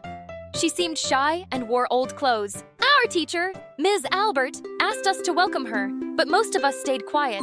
Maya sat next to me, smiled, but I moved away. My best friends were Kendra and Sophie. We whispered secrets and giggled together. Maya tried to join us once with her toys, but we said no. As days passed, we whispered and laughed about Maya's old clothes and strange toys. We didn't want to play with her. As spring arrived, Maya wore a pretty dress, but it looked like someone else's. We called her Never Knew and laughed again. One day, she jumped rope alone, not looking at us. This time, she didn't ask us if we wanted to play with her. She jumped and jumped and jumped until we went back inside. Then one day, Maya didn't come to school. In class that morning, we talked about kindness. Ms. Albert placed a big bowl on her dad and filled it with water. We all gathered around and watched her drop a small stone into it. Tiny waves spread out from the stone. This is what kindness is like. Every little act we do sends ripples into the world. Then, Miss Albert let each of us drop a stone in while sharing our kind deeds. Joseph had helped his grandmother Kendra change her baby brother's diaper, and even Andrew the bully had done something nice by carrying the teacher's books upstairs. I stood there, holding Ms. Albert's rock, but I couldn't think of anything to share. I passed the stone on. Maya didn't come to school the next day, or the day after that. Every morning, I walked to school slowly, hoping today would be the day. Maya returned and smiled at me. I promised myself this would be the day I smiled back. Each kindness Mrs. Albert had said makes the whole world a little bit better. But Maya never came back to school. Ms. Albert told us she had to move away. I walked home alone, thinking of the smiles I never shared, the kindness I never gave. I threw stones into the pond, watching the ripples. It was like the chances of being kind to Maya were gone forever. That day, as I walked home alone from school, I noticed a boy standing on the corner, looking lost and confused. Hey, are you okay? I think I'm lost. I can't find my way home. I thought about what Miss Albert had taught us about kindness, so I decided to help. You know what? You can come with me to my house and we'll figure it out from there. Thank you so much. I really appreciate it. He followed me, and as we walked, we started chatting. I'm Hope, by the way. I'm Jake. Nice to meet you. Hope. He looked poor, and I thought my wealthy family would be thrilled to help someone in need. Well, not exactly. Jake and I entered the house while my parents were in the middle of. They stopped immediately when they saw us. Hope, who is this? So remember when I said I wanted to start being kind? Well, I found this boy who seemed lost, and I thought we could help him find his way home. Are you out of your mind? What if he's a serial killer or someone dangerous? He's 12, Mom. And since you're overreacting, I'll take him to my room. Come on, Jake. Let's go. I took his hand and led him upstairs to my bedroom. Mom was such a narcissist. Even though I was young, I could see right through her. Like this one time when I was 6, I was excited for Take You Child to Work Day. I thought Mom would show me off at her big office. But nope, she was too busy, shining like a star with her work friends. I tried to keep up with her, but she didn't even look at me.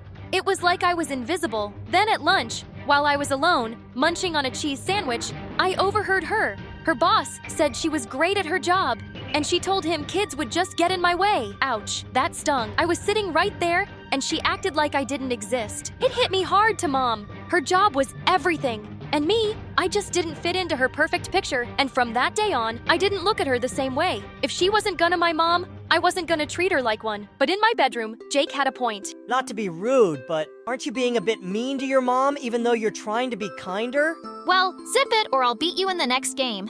Now pass me the PlayStation controller. Game on. Just like that, Jake and I hit it off. He was new in town and didn't have much. That's why he was lost that day. Mom didn't like us hanging out, but I didn't let that bother me. Life was more fun with Jake, and I felt like I was really becoming nicer. A few weeks later, I asked Dad if Jake could join my private school. Dad always called me his little prince and would do anything for me, so he said yes. Well, my best friends Kendra and Sophie hadn't changed one bit. They were still pretty mean. I kept Jake a secret from them for the last few months. Jake and I agreed to act like strangers at school until I figured things out and felt brave enough to be his friend openly. The day Jake started at school, Kendra and Sophie surprised me. Look at that hottie over there. He looks poor, but God, I'd pay him to be my boyfriend. Yeah, let's pay him together. We can share him. So when Maya joined us last year, we didn't want to hang out with her because she didn't have much money. But now you're all excited about a guy just because he's good looking. Oh my God, why are you so obsessed with this Maya girl? Listen, Sophie, let's hire some private investigator to find this Maya for our friend, and she can just shut up about it. You're hilarious, but seriously, just leave Jake out of your games. Wait, how do you know his name? I overheard a teacher say it, but really, just leave him be. You know, Hope, since you're so insistent now, I really want to talk to him. Let's go! Sophie! Great! Just what I needed. They went to him and said, Hey there, Jake, you're new here, right? Yeah, we thought you looked into. Interesting. Want to hang out with us? Jake seemed to be taken aback, but agreed to chat with them. For the next few days, Kendra and Sophie became interested in Jake. They wanted him to be their friend, but they had a different plan in mind. They offered him money to run errands and do things for them. I tried to warn Jake that he was worth more than being used like that, but he didn't listen. He said, If you want me to stop helping them, you'll have to tell them that we're friends. I didn't know what to say to that. I wasn't ready to ruin my image by having a poor friend. Especially because Kendra and Sophie wouldn't stop laughing at me. Yeah, that's what I thought. With those words, Jake distanced himself from me, and grew closer to Kendra and Sophie. They started giving him more money, and he became somewhat distant. I missed my friend. Then one day, I saw Jake holding their coats and acting like a servant. I'd had enough. I approached him and dragged him aside. Why are you acting like this? Don't you have any dignity? You want money? Fine, I'll give you money. Just stop hanging out with them. Well, I don't mind helping the prettiest and most popular girls in school. Everyone now respects me and thinks I'm cool. And also, I don't know why, but you act like you're better than them. Well, I am. You'd rather see them treating me like this than standing up for your friend, because you're too ashamed to have someone like me as a friend. How does that make you better than them? At least they're nice to their parents. While you're rude to your mom and take advantage of your sweet dad, you never show him any love. Tears welled up in my eyes, but I couldn't speak, so I just stormed off. To make things worse that night, my mom came to my room and said, Hey Hope, I wanted to let you know that I've decided to divorce your dad. I've packed my things and I'm leaving in the morning. I came to ask if you wanted to come and live with me, although I already know what you'll say. Yeah, since you already know, please leave and close the door behind you. Mom left, and I buried my head in the pillow, letting out a frustrated scream. But I refused to let my tears fall. I took a deep breath and decided I was gonna take matters into my own hands tomorrow. I was gonna teach all these jerks a lesson. The moment I saw Jake the next morning, I said, I'm gonna ask my dad to stop paying for your school if you don't stop hanging out with Kendra and Sophie. How about that? Yeah, cool. I'll ask Kendra and Sophie to help. They please go away. I have some things to do. Yeah, like licking Kendra's shoes, for example. Suddenly, Jake looked at me with angry eyes and a stern expression. He held my shoulders and pushed me back slightly. Listen, Hope, you need to understand that you're acting like a bully, even if you don't see it. Threatening your friend to do things that only benefit you is selfish and wrong. I appreciate everything you've done for me, but for now, please don't talk to me. Whenever you see me, just look the other way. I hope you have a good life, Hope. With that, he walked away. I stood there in shock, then rushed to the bathroom to let out my feelings. When I found Kendra and Sophie laughing and chatting. In a moment of frustration, I said, Listen, you two. You need to stop treating Jake like he's here to do your commands. Whoa! Calm down, girl. We don't treat him like that at all. He's just a nice guy who offers to help. But you pay him! Yeah, so what if you have a friend who has less money than you and could use some help? Why not? Oh, come on. We all know you're not exactly the nicest people. Yeah, we're not denying that. But at least we're not ashamed to be seen with a less fortunate friend in public. Unlike you. How did you even know that Jake was my friend? Well, it's pretty obvious that you care about Jake. We even think you have a crush on him. Yeah, just be nice to the person you like. I know it can be hard for you, but look at us. We can do it. If being nice to a friend means treating them like a servant, then I'll pass on that kind of advice from people like you. With that, I left the bathroom. Weeks passed, and I stopped talking to Jake, Kendra, Sophie, and my mom. Although Mom hadn't stopped messaging me and inviting me to her house, I ignored her. One day, I woke up super sick and couldn't go to school. No one asked about me or missed me. I felt very sad and vulnerable. I didn't know what to do, but I knew I had to talk to someone. And I knew exactly who that someone would be. I went to Miss Albert's house. She looked surprised to see me. I told her everything. I don't get it. I wanted to be kind. I helped a person in need, but they chose to be with someone mean. And when I tried to warn them, they told me to buzz off. And now the mean people are the ones who are giving me advice to be a kind person. How exactly did that happen? Honey, you helped a person in need, and it's a good thing. But you want to help them on your own terms only, and this isn't how kindness works. Sometimes you have to go out of your way to help others. True. It basically implied that I was ashamed of Jake, and now he chose to be with some mean girls. Remember that there's goodness in everyone, even if you think they aren't nice. We're human beings. We have goodness and evilness, and the best of us are the ones who can control their evilness when it's most called for. I hugged Ms. Albert tightly and left. The next morning, I entered the classroom and excused my teacher to say something. I just want to say I'm sorry to Jake. He's a good guy, and I'm honored to be his friend. The whole class fell silent, surprised by my confession. Jake smiled warmly at me, and I could see the relief in his eyes. Your mom's been texting me and asking me about you. She doesn't know we weren't talking, obviously. Want to go to her place after school? I'd love to go with you. When I was a child, I didn't know who my father was. My mother didn't seem to care much about me either. Not because she was busy, but because she was more interested in luxury items and dating other men. The things I enjoyed most back then were playing with the kids in my neighborhood and spending time with the only person who truly cared about me, my grandma. Like me, she wasn't too fond of my mom either. When I was 10, I watched my grandma chase my mom out of her huge mansion with a walking stick. Get out of my house, you ungrateful woman. How could you steal from me? And don't you dare deny it. Melanie told me everything. Oh, come on, Mother. Your wrinkled pencil legs would never do this dress justice. I'm just doing you a favor by taking it. You shameless witch! I'm officially disinheriting you. Fine. I don't need your riches anyway. With all this beauty, I'll marry a billionaire. Clearly, my mom was delulu. And over the years, her craziness only got worse. Like this one time when I was 17, the cutest guy in my class invited me to his birthday party, and Mom decided to gate crash. And you'll never guess why. Nathan is turning 18. Mom, you can't attend his party. You're like 40. Shh. Don't you dare say my age out loud. And I'm not attending the party for Nathan. Let me guess. You plan to introduce yourself to Nathan's dad, Mr. Donald. Exactly. This is a perfect opportunity for me, Melanie. Mr. Donald is so rich. and his wife just died. Score! I cannot believe you just said that. And now, there's a little punishment for calling me old. Collect 3 eggs or stay home on Nathan's birthday. What? Here are 3 suggestions: catfish, monkey poop, and gold busker. You have 50 minutes. The great yellow sun is reflecting in your deep blue eyes. The day has begun. You spin around, you laugh to yourself, and I see you shining. Oh, wow. Good job, darling. You've got my permission. Just imagine it. I could be the next Mrs. Donald, and you better wear something nice and behave. Don't worry, Mother. I'll be on my best behavior. I wouldn't want to ruin your social climbing plans. With that, I left her room with an evil smile. Before we continue with the story, don't forget to like and subscribe. Thanks so much for your continued support. Mom had no idea it was a costume party, and I had just the perfect costume.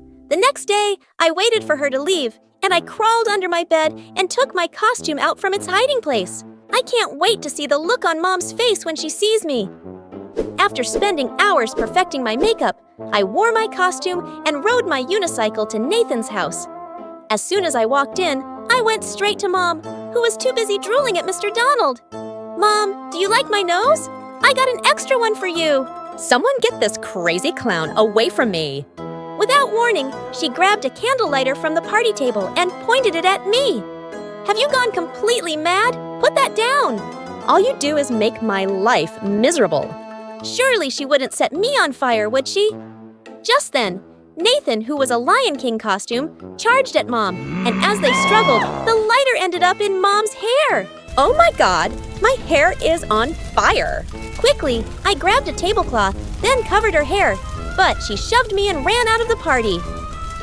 Well, this is definitely the craziest birthday party I've ever had. I giggled like Nathan had told the funniest joke. And as if that wasn't embarrassing enough, I batted my clown eyelashes at him. Are you having a seizure? What? I was going for cute, but never mind. I have to go check on my mom.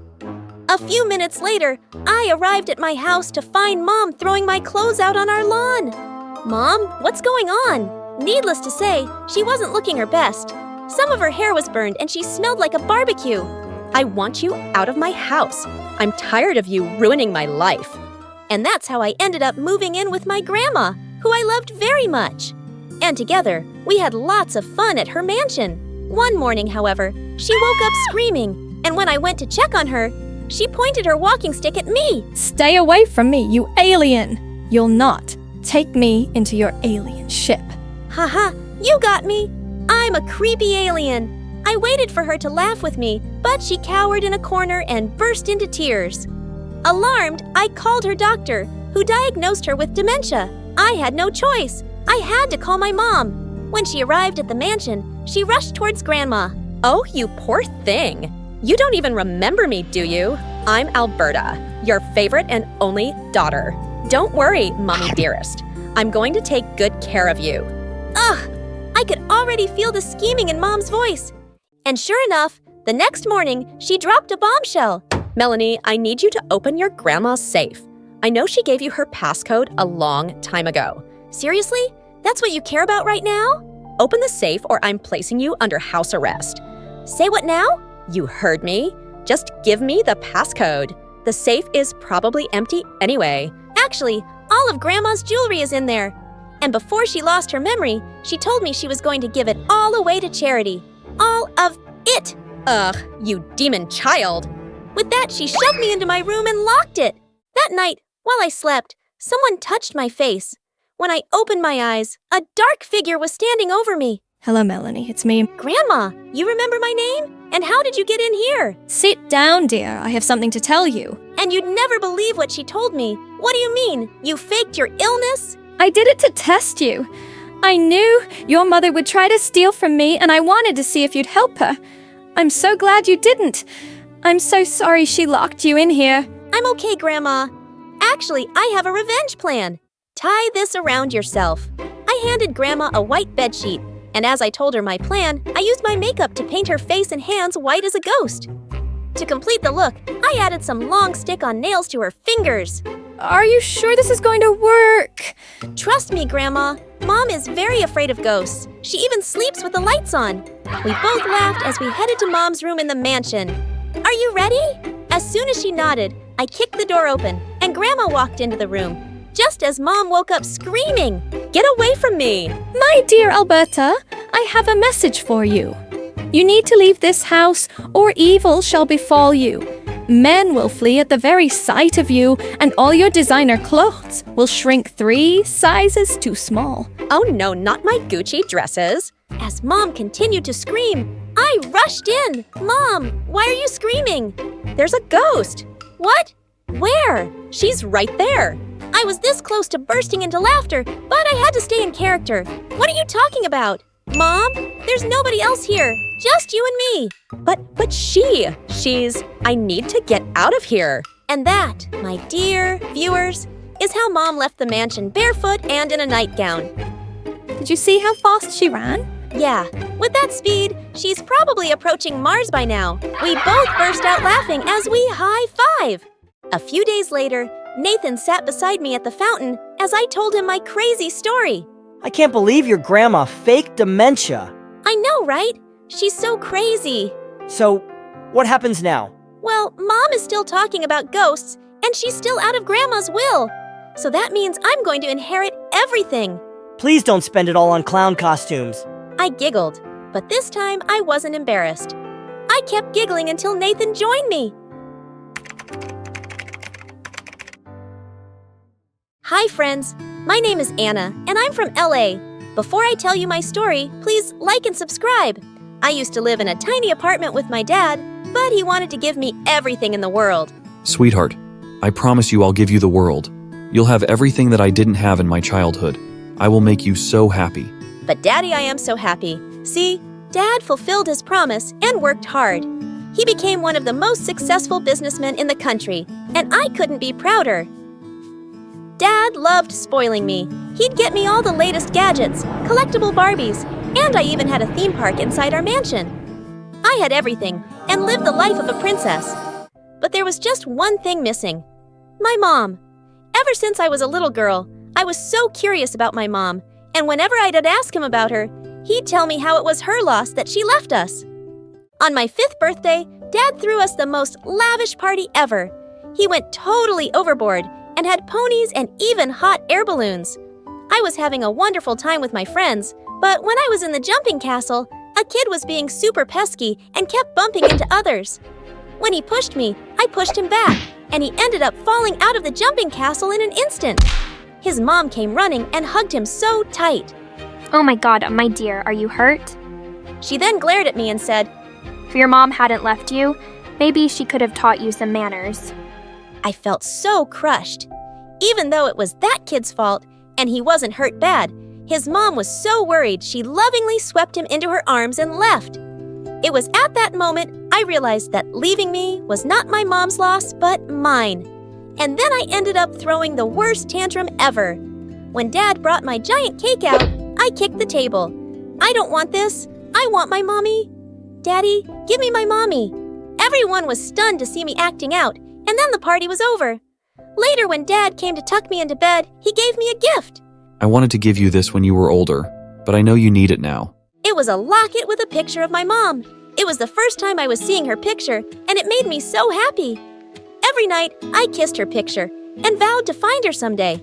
Mommy, one day when I grow up, I promise I'll find you, and I'll be so good you'll love me. One time I was at school, and we were going for swimming lessons.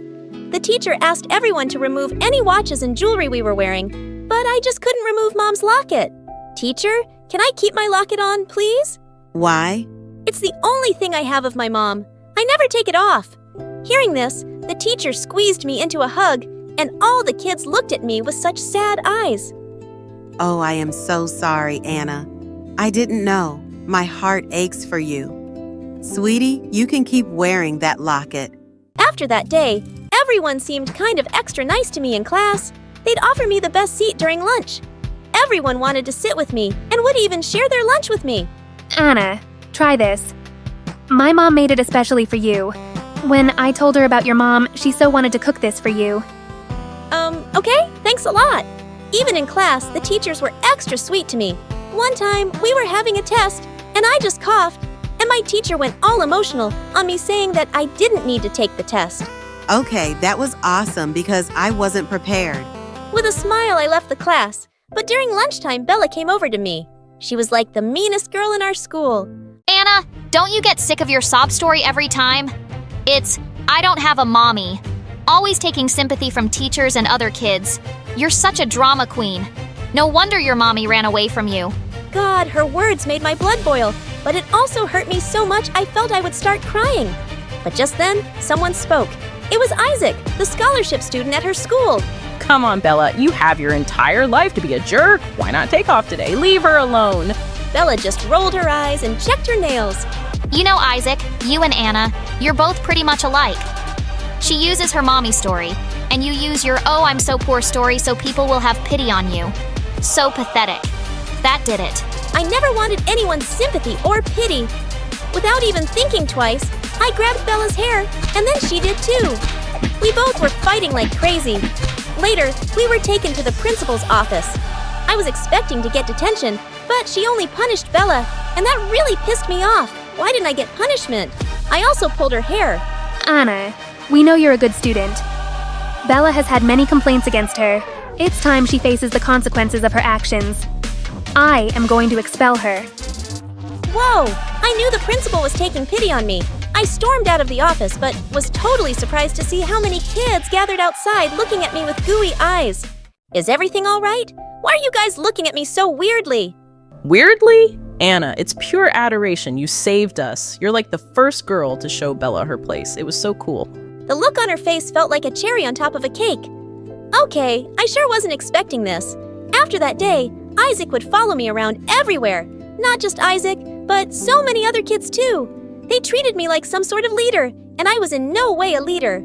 All the time I would be getting praises and compliments, and it was kind of getting on my nerves. Oh, Anna, your skin. It's so beautiful.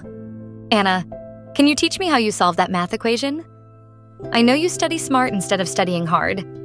I don't want to be like you. Since I liked music, there was one time in art class, I was just humming a song when all of a sudden Isaac put me in the spotlight. Oh my god, that was the sweetest voice I have ever heard. Come on, guys, let's hear it from Anna. No, zip it, Isaac. But then everyone started chanting my name like I was some pop star. Even the teachers mustering all my courage. I sang, and everyone clapped so loud for me. Okay, that was weird because I was just a normal singer, nothing extraordinary, but everyone treated me as if I was something special. As if things couldn't get any weirder, my classmates chose me as the class president. The surprising thing was that I never participated. I didn't have any clue how to be a class president, but Isaac was there for me. Turned out he was a really nice guy and helped me every step of the way. Isaac and I became best friends. The guy was totally my support system, always there for me. When we were in high school, Isaac started working in a cafe as a barista, and I loved hanging out there. One time when I was at the cafe, Isaac made his signature coffee for me. But just then, I saw someone enter the cafe, and I dropped the cup. It was Mom. I could recognize her face in a million faces. She had 2 kids with her, and the moment Isaac saw her, he greeted her and called her Emily. I felt like my whole world was standing still. I came out of my stupor when I saw one of her kids run out of the shop, and that's when I bolted. Hey, stop, get back in here. No. The kid just stuck out his tongue at me and was about to run onto the road, but thank God I lunged forward. I grabbed his shirt and pulled him back, and right then a truck passed by. That was close, really close. Right then Mom came out and thanked me. Oh my God, thank you so much. You saved my baby. You're an angel. No problem. I just turned to leave, but Mom grabbed my shoulder. I thought she'd recognize me, but it was something else. So you work here? You seem like someone who can handle kids. Can you babysit my boys? I'll give you a letter of recommendation once you're done. I'll pay you well too. Oh my God, how could I say no to that? I instantly agreed. I started working at Mom's place, and it had been 3 days, and I totally loved it. She lived in a big mansion, but that was nothing compared to where Dad and I lived. I was pretty amazed to see Mom's life. She loved makeup and posted her videos on Instagram, and her husband seemed like a nice guy who really loved her. Every night before leaving, I would see Mom tucking the twins into bed. She would snuggle them and shower them with kisses. It was adorable, but it always made me feel a tad bit jealous. In a few weeks, the twins and I started to get along just fine, and Mom was so happy, telling me how they never liked babysitters, but had started to love me. Why wouldn't they? I was their big sister. There was one time Mom had to go out, and when she returned, I was totally drained, and she felt bad for me. Oh, honey, I am so sorry I got late today. I'll pay you extra today. And what have the twins done to your hair? Come on, I'll give you a makeover. Have you looking like a supermodel? Makeover? Wow, I would love that. Mom then put on some light makeup and did my hair just like she did hers. But once she was done, she looked at me so shocked I wondered why. And looking at my reflection in the mirror, I knew the answer. I looked just like her. I wish you would notice how much we were alike. Notice me? Wow, you are a very pretty girl. Just like you. I mean, of course, you did my makeup and hairstyle like yours. So that's why I look so pretty. Ah, perhaps. But girl, you are a natural beauty. After that day, I felt like Mom's eyes were constantly on me. Every time I'd be doing something with the twins, I would catch her staring at me, and then she'd look away. I knew something was on her mind, but she never said anything. There was one time when Mom was making peanut butter and jelly sandwiches for the twins and offered me one too. PB&J makes me puke. No way! Really? Same. I hate them too. I didn't realize we're so much alike. Yeah, perhaps. Mom looked at me for a few seconds and then blurted, Anna, what's your father's name? My heart started to beat so fast. Finally, she had realized who I was. But just as I opened my mouth, Mom's husband stepped in and kissed her, and I decided to talk to her later. But later that night, I heard noises from Mom's room. I was so worried and went upstairs, but what I heard broke my heart. Mom and her husband were arguing about Mom's first daughter. You're telling me this now after all these years? You deceived me. I was so young when I had her. But now things are different. I know I made a mistake. Yes, a mistake. Mistakes are meant to be forgotten. Just forget her and focus on the now. Your family, your husband, and your boys. That moment, I realized what I was doing. Mom was happy. She had the perfect life, the perfect family, the perfect husband, and I was ruining it all for my own selfish reasons. I just ran out of the house, and thank God Isaac was waiting for me outside. I instantly hugged him and told him everything. I just want to leave her alone. I can't do this. I can't shatter her perfect life. But she's your mom too. It's your right to confront her. Forget about it. Let's go home. That day when I went home, I gave Dad a tight hug. He truly was my world. I decided to get out of Mom's life and let her be, so I started to avoid her calls. She texted me and wanted me to come to her house, but I refused and messaged her saying I had a new job. But a week later, something strange happened. I was in my room when I heard Mom's voice. She was calling my name, and I came running down the stairs and was so shocked to see her. Dad and I both stood stunned, and then Mom came running and swept me into her arms. Oh my God, I knew it. It's really you, my daughter, my Anna. That day I wanted to talk to you, but you left. Anna, I am so sorry. I'm so sorry for my mistakes. Why did you leave without talking to me? Because I am a mistake. Mistakes are meant to be forgotten. Oh, darling, please forgive me. I was a fool for thinking so. You are my strength. You are the person who made me a mother. It was foolish of me to abandon you, but I promise, even if I had to fight against the world, I'll never leave your side. I love you so much. I love you too, Mom. I love you so much. Hi, my name is Stella. And I'm Alice. We're identical twins from Ohio. Please like and subscribe. When we were born, we were called the cutest babies in town. Everyone freaked out over our beautiful blonde hair and blue eyes. They called us angel babies. Mom signed us up to be baby models, and we were super popular. By the time we were 3, we were on every ad possible for baby products. From diapers to fashion, we were everywhere. And I loved the limelight. It's like I was made to be a star. I enjoyed school and wanted to be a powerful lawyer one day, so studying and getting good grades was really important to me. One morning when we were in 5th grade, we started our routine with Mom. Suddenly, Stella screamed. My face, it's burning. Mom, help. Hold still. I think you have an allergic reaction. Mom quickly wiped Stella's face as I watched in horror. By the time her face was clean, something horrible had happened. The reaction had covered Stella's face in angry red marks. Oh my God, what is this? I'm disgusting. No, Stella, it's gonna be fine. We'll get you fixed up in no time, I promise. Later, at the hospital, the doctors gave us some bad news. Stella's face was scarred from the reaction, and there was no cure. When Mom heard this, she nearly fainted, and Stella was mad at me. You lied, Alice. You promised. I'll be fine, but I'm a monster. From that day on, my life changed forever. Mom made me wear a pound of makeup to cover my scars. I wasn't allowed to be seen without it. The whole thing broke my heart, and I didn't understand why this had happened to me. In 8th grade, we met Julia and Emma. They had just moved to town and were also identical twins. They were pure evil. What's worse is everyone compared us. Look at the new girls! They're so cute! I love how they always match. They're giving Stella and Alice a run for their money. Emma and Julia were our complete opposites and had red hair and green eyes. I couldn't stand them. Our rivalry began when they started working at our modeling agency. They were stealing our jobs. I can't believe those witches are getting more work than us. We have to crush them like the bugs they are. It's not a competition. Stella, why are you being so crazy? Of course it's a competition and we're losing. And either you're with me or you're against me. Choose. Of course, I'd always put Stella first, but sometimes she took things too far. One morning in the cafeteria, the witch twins walked up to us and smirked.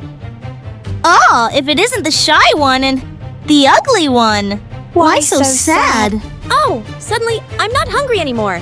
Don't you have something better to do? Like shop for the same clothes? Nice one! At least we own our twinness. You guys are so boring! And it's so plain! Oh no, I'm tripping! I'm so sorry. It was an accident. Stella left giggling, and I was shocked. I jumped up with some tissues for Julia, but she pushed me away. I'm just trying to help. I have a spare shirt if you want. Don't touch me, witch! Just wait till this weekend's modeling competition. That grand prize is ours. We're going to end. You've been warned. That whole talking together thing is so creepy. We'll definitely be there, so bring it on. I didn't agree with Stella's methods, but those girls got on my last nerve. They'd been nothing but rude since they showed up. The next day, Mom surprised us with a dozen designer dresses for the competition. OMG! Mom, we're gonna look so good! Can we afford this? They're so expensive! Don't worry, honey. We'll return them after. You'll just have to be extra careful not to ruin them, okay? I don't know about this. Come on, don't be a wet blanket. We need to win this. We'll show those wannabes who really owns this twin business. Later that night, Stella came to me. Alice, I have a plan to beat them once and for all. What do you mean, Stella? Just a harmless prank, of course. But enough to take them out of the competition. You're talking about cheating? We can't do that. Besides, I don't want to win like that. Is this really so important to you? That you cheat and win? Yes, it is. You have no idea how hard my life is. Always hiding what I really look like and afraid someone will find out. But still, modeling is the only thing I'm good at and passionate about. So, yeah, I'm willing to do what it takes. No one is perfect, Stella. Everyone is insecure about something. All models use makeup and whatnot to look better. And your condition? It's not as bad as you think. It's in your head. Easy for you to say. Are you with me or not? I am, but we will win this the right way. Every night after rehearsal, I snuck away to study. I was interested in a huge internship in Washington at a law firm, except I hadn't told Mom or Stella yet. I was scared they'd be angry with me. On the day of the competition, we aced the first rounds. Our dresses were the talk of the circuit, and people loved our routine. But when we went on earlier for round 2, Stella grew pale. We can't go on yet. It's It's not our turn. You look perfect, honey. Don't worry. Our routine went well at first, but just then, a bucket dropped from the ceiling and we were covered in sour yogurt. What is that? OMG! Ooh! The prank I'd set up for the twins backfired on us. If anyone finds out, I was dead. I had to think quickly. So when we went back to our dressing room, I knew what I had to do. It was them! I know they did this. We have to tell the judges. You mean the twins? They sabotaged us? Just then, the twins walked into our dressing room, smiling. That was quite a show! Looks like other people hate you. Just as much as us. How delicious! Don't try and shift the blame. I know you were behind this. Suddenly, Stella attacked Emma, and then Julia jumped in too. Get off me, psycho! We had nothing to do with this. Yeah, let go! You've gone mad! As I pulled Stella away, Julia pulled at her dress, and it ripped. Just then, Mom rushed in, and when she saw the dresses, she screamed. I told Mom it was the twins, but they refused to admit it. So the agency launched an investigation. But I was shocked to see Stella rigging up the buckets of yogurt. We were disqualified instantly, and the twins won. You did this? I can't believe it! At least I'm trying. You're the bad team player here. Do I have to do everything myself? Listen to yourself.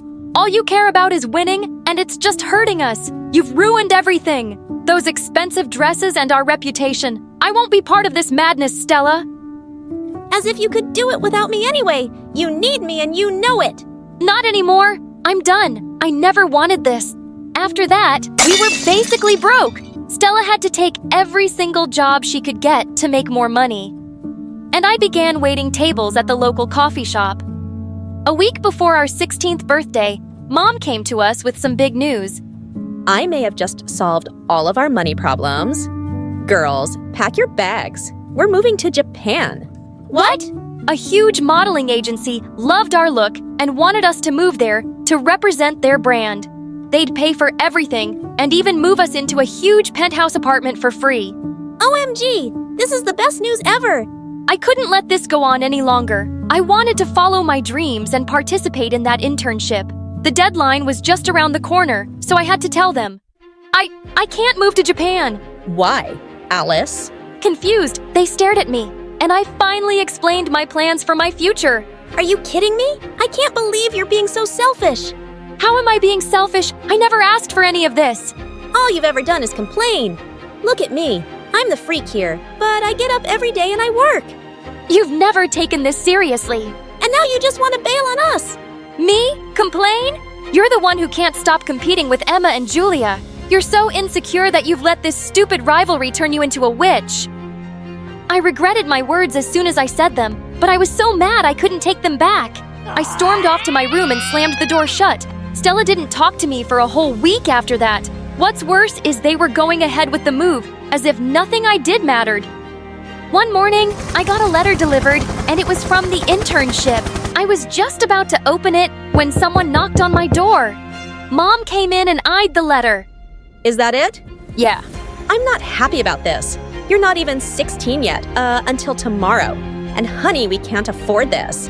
I guess I just wanted to know if I could do it, Mom. I'm a straight A student. Did you even know that? Mom looked at me sadly. I guess I've been so wrapped up in your careers, I've never really thought about what you wanted. I want to make a difference in the world, not just look good. Open the letter, Alice. Mom and I hugged, and we opened the letter together. Congratulations! You've been accepted. What was I gonna do now? The next day at school, I decided to look for Stella so we could make up. It was our birthday after all. When I finally found her in the playground, I was shocked to see her with Emma and Julia. Well, if it isn't the traitor twin, what do you want? Stella, can we talk for a sec, alone? Anything you say to me, you can say in front of my best friends. What? Don't look so surprised. The enemy of my enemy is my friend, right? Right! Did you hit your head or something? Come on, we're sisters, twins. Don't be like this. You did this to us. You've made your bed. So sleep in it. To think I was about to give up my dream for Stella, and she treats me like this. No chance anymore. The following week, Mom and I packed our bags and headed for Japan, while Alice went to stay with our aunt in Washington. Good riddance. The next few years in Japan were amazing. The company wasn't happy that it was just me, but I was determined to make them see my worth. So I worked hard, and by the time I was 18, I was pretty famous. I actually missed Alice a lot, but I could never bring myself to call her. I needed to work on myself first. Moving to Washington was the best decision of my life. I was my own person for the first time in my life. I loved living in my aunt's house, and the internship was amazing. They even offered me a summer job with them after I finished. I worked as an assistant for 3 years until I graduated college. Soon after, my boss offered me a full-time job with my very first case. A huge client was suing a skincare brand, and when I saw the name, I was shocked. It was the same company that caused my sister's scars. It turned out they were using sketchy chemicals, and hundreds of people were hurt. I made it my mission to take them down. And when we finally won the case, I called Stella. I told her everything, and I was surprised that she seemed happy to hear from me. We decided to meet at a cafe, and when I saw Stella, my heart nearly exploded. I'd forgotten how much I'd missed her. That's such an insane story. Thank you so much for doing this. The company will pay damages to every client that got hurt. I made sure of it. Alice, I have to apologize. I know we were just kids, but I was so insecure and selfish. Can you forgive me? Of course I can. I'm sorry too, but in a way, I'm glad it happened. I needed to find myself outside of us, you know? I do. Really. But no matter what, you'll always be my other half. Same here. Hi, I'm Rain from Scotland, and this is my story. Please like and subscribe! When I was little, Mom used to tell me I was a grown-up trapped in a child's body. I was different from my twin sister Luna, a typical sand-eating Jell-O sticky kid. From the moment I started kindergarten, I'd help Mom with everything around the house. Laundry, cooking, taking out the trash. My sweet Rain, you are what we call an old soul. But I think I only helped Mom out because I was scared our lives would fall apart if I didn't. My dad lay around the house like a sloth all day, dreaming about becoming a famous actor. I wasn't born to do petty jobs. I'm here to be a great actor, like Michael Jackson. Dad, Michael Jackson was a singer. Dad, when you become rich and famous, will you take me to Disneyland? And can I have my own castle? My princess? I'll buy you a dozen castles. Obviously, Luna was Dad's favorite daughter because she'd fall for all his lies. When Luna and I were in 6th grade, our parents got divorced. Dad went to the US to fulfill his acting dream. He took Luna with him while I stayed behind with Mom. Dad hardly kept in touch, and Mom and I missed Luna so much. Mom was also having trouble finding a good job. And then one day I had a brilliant idea. Mom, you make amazing cupcakes and cookies. What if you put up a stall at my school carnival next week? Mom loved the idea. And sure enough, her stall was a huge success. From that day on, Mom set up baking stands at the park. And a few years later, she started her own bakery. But she worked long hours, so I was mostly by myself in the house. When I wasn't doing household chores, I was reading or studying. I was the top of my class at school, but I didn't have many friends. On my 15th birthday, my life took a turn. Dad called us with wild news. Luna is coming back to live with you guys. I'll send her flight details soon. With that, he hung up without even wishing me happy birthday. But Mom was overjoyed, and so was I. It turned out Luna had been living the life of a billionaire. Dad had married a wealthy woman who lived in a palace. They were sending Luna to us on a private jet. When Luna arrived, all she could talk about was America. I'm already missing the US so much. It's like the coolest country on the planet. Apparently, Luna also had a filthy rich boyfriend. She was wearing tons of gold jewelry that he'd bought her. His name is Nate, and he's a junior in high school. He's even flying in to see me soon. If your life is so great in America, why'd you move here? I needed some change. I thought the fresh country air would be good for my skin. Fresh country air? We live in Glasgow, Scotland's largest city. When we reached home, Mom asked me to show Luna around. That's when she saw the trophies I'd won over the years. OMG! I see you're still the same nerdy Rain. If nerdy means having top grades, then yeah, I guess. If I managed to get a C, I'd treat myself to a spa day. Studying really messes with my brain. The next few days, all Luna did was sleep or watch dancing videos on her phone while I went to school and did all the chores. I even did her laundry, but apparently that wasn't enough for her. Iron them for me, too. They're wrinkled. They're wrinkled because you tossed your clothes on the floor. I was basically a 15-year-old mom raising a royal brat. When Mom enrolled Luna at my school, she instantly became popular as this cool, bubblegum chewing kid from America. Whenever I was with Luna, an army of students followed us everywhere. One time, some girls even followed us into the bathroom. She has to pee. Do you want to watch her do that too? Just then, Luna came out of the stall totally transformed. She'd knotted her shirt way up her waist, exposing her belly, and her knee-length skirt was now barely reaching her thighs. Come on, girls! Who wants to take some pictures? The girls queued up for a selfie with Luna. Then they gave her £1 each. What was that? These girls wanted a photo of me when I told them that my style is the most popular style for girls in the US at the moment. And since Mom gives us peanuts for allowance, I thought this would be the cool way to make some money. Mom does the best she can. Why do you have to complain about everything? Why do you always have to play the perfect child? Don't you get bored? Actually, I do. Some days I want to be just like you, lazing around the house, sleeping like a log, and acting like a jerk. This made Luna so angry that she spat out her bubblegum and was about to stick it in my hair. But I pushed her, and she went flying into one of the cubicles, landing straight into a toilet bowl. Now this is a throne perfect for a spoiled princess like you. Luna and I pretty much ignored each other after that. She spent all her time hanging out with her friends and going to parties every night. And as usual, I was all alone. But on the last day of school, I walked to Mom's bakery and found Luna sitting outside looking upset. Luna, what's wrong? I'm a failure. A stupid, dumb failure. I flunked all my classes. I have to repeat the 9th grade. What do you mean you have to repeat the 9th grade? How could you fail all your classes? Don't you see I already feel horrible? Stop judging me for once. I fell silent, and after a moment I reached down and helped her up. It's not the end of the world, Luna. Come on, let's go in and help Mom out a little. Luna and I helped Mom out all day. Luna was sweating and exhausted, but Mom was overjoyed with the work we did. She offered us both summer jobs. You girls did so well today. And Luna, I think having a job will be good for you. To my surprise, Luna agreed. It took her weeks to get used to working in the kitchen, but after a while, we started having lots of fun. From that day on, Luna and I spent every minute together. I was having more fun and not working as hard. Luna even invited me to her friends' parties. But a couple weeks later, Luna's boyfriend Nate flew in to visit for a few days. He arrived at our house in a limousine with a white horse trotting behind. I got you your own horse, babe. We can ride him together. Oh my God! He's perfect! This is so romantic! Where are we going to keep a horse? We don't even have a stable. Luna ignored me and just walked into the house with Nate. I also found out Nate was obnoxious and bragged non-stop. It's tough being the son of a billionaire. All the girls want is a piece of this.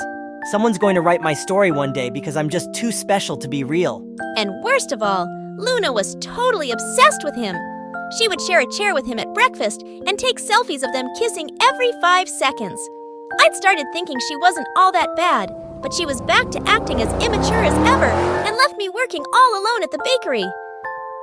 Then one day as I was heading out, I saw Nate standing in the doorway and smiling.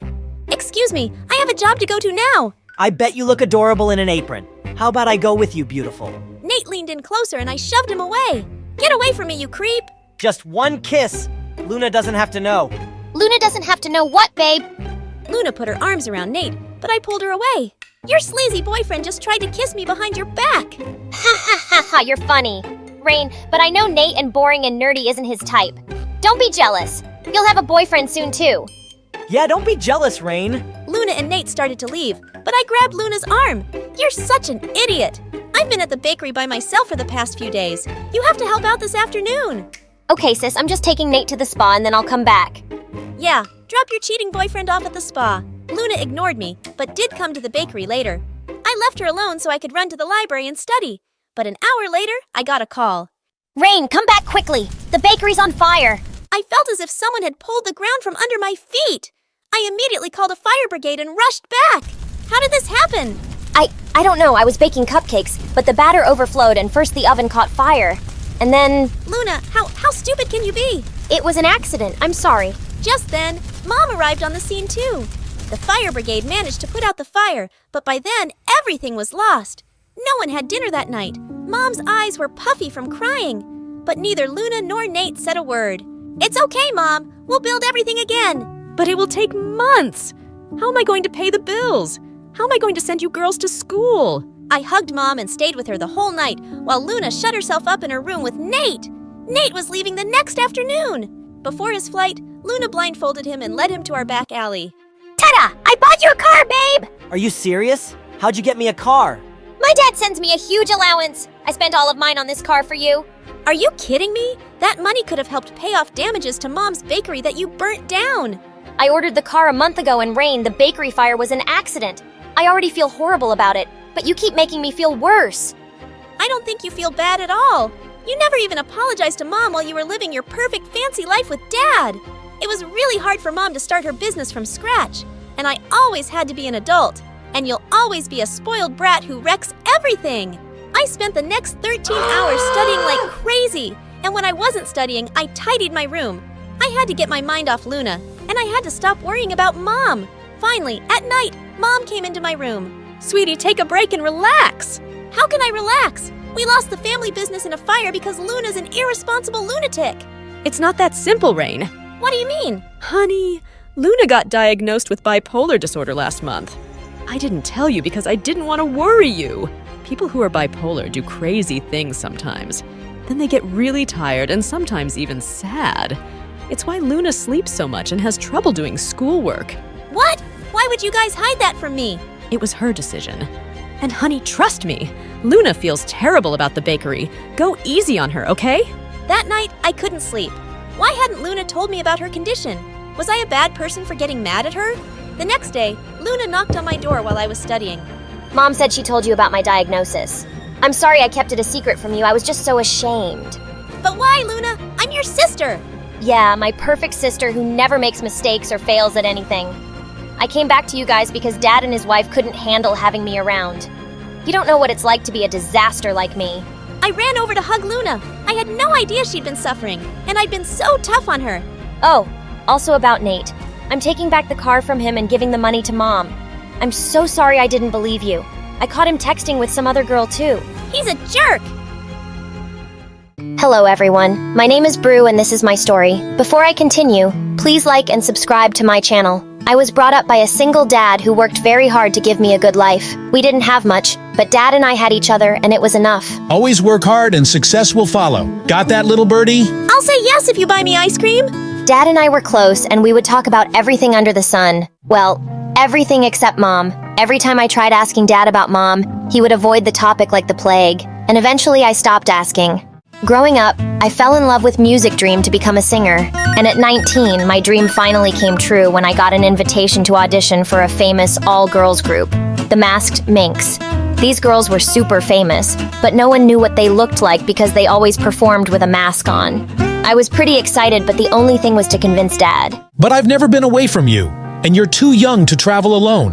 What if you get in some trouble? Then come with me. I wish I could, but I have a work trip coming up. I just know if I had a mom, it would be easier for both of us. You could take me on this trip and you could go to work. Dad, well, I guess I am that unlucky. No, Mom, no trip sucks, but I know you're doing your best. Hey, we're very lucky to have each other. I guess I can make some time and take you. But you have to promise that you'll quit bringing up these stories of your mom. I promise. And just like that, Dad and I were on a plane to London.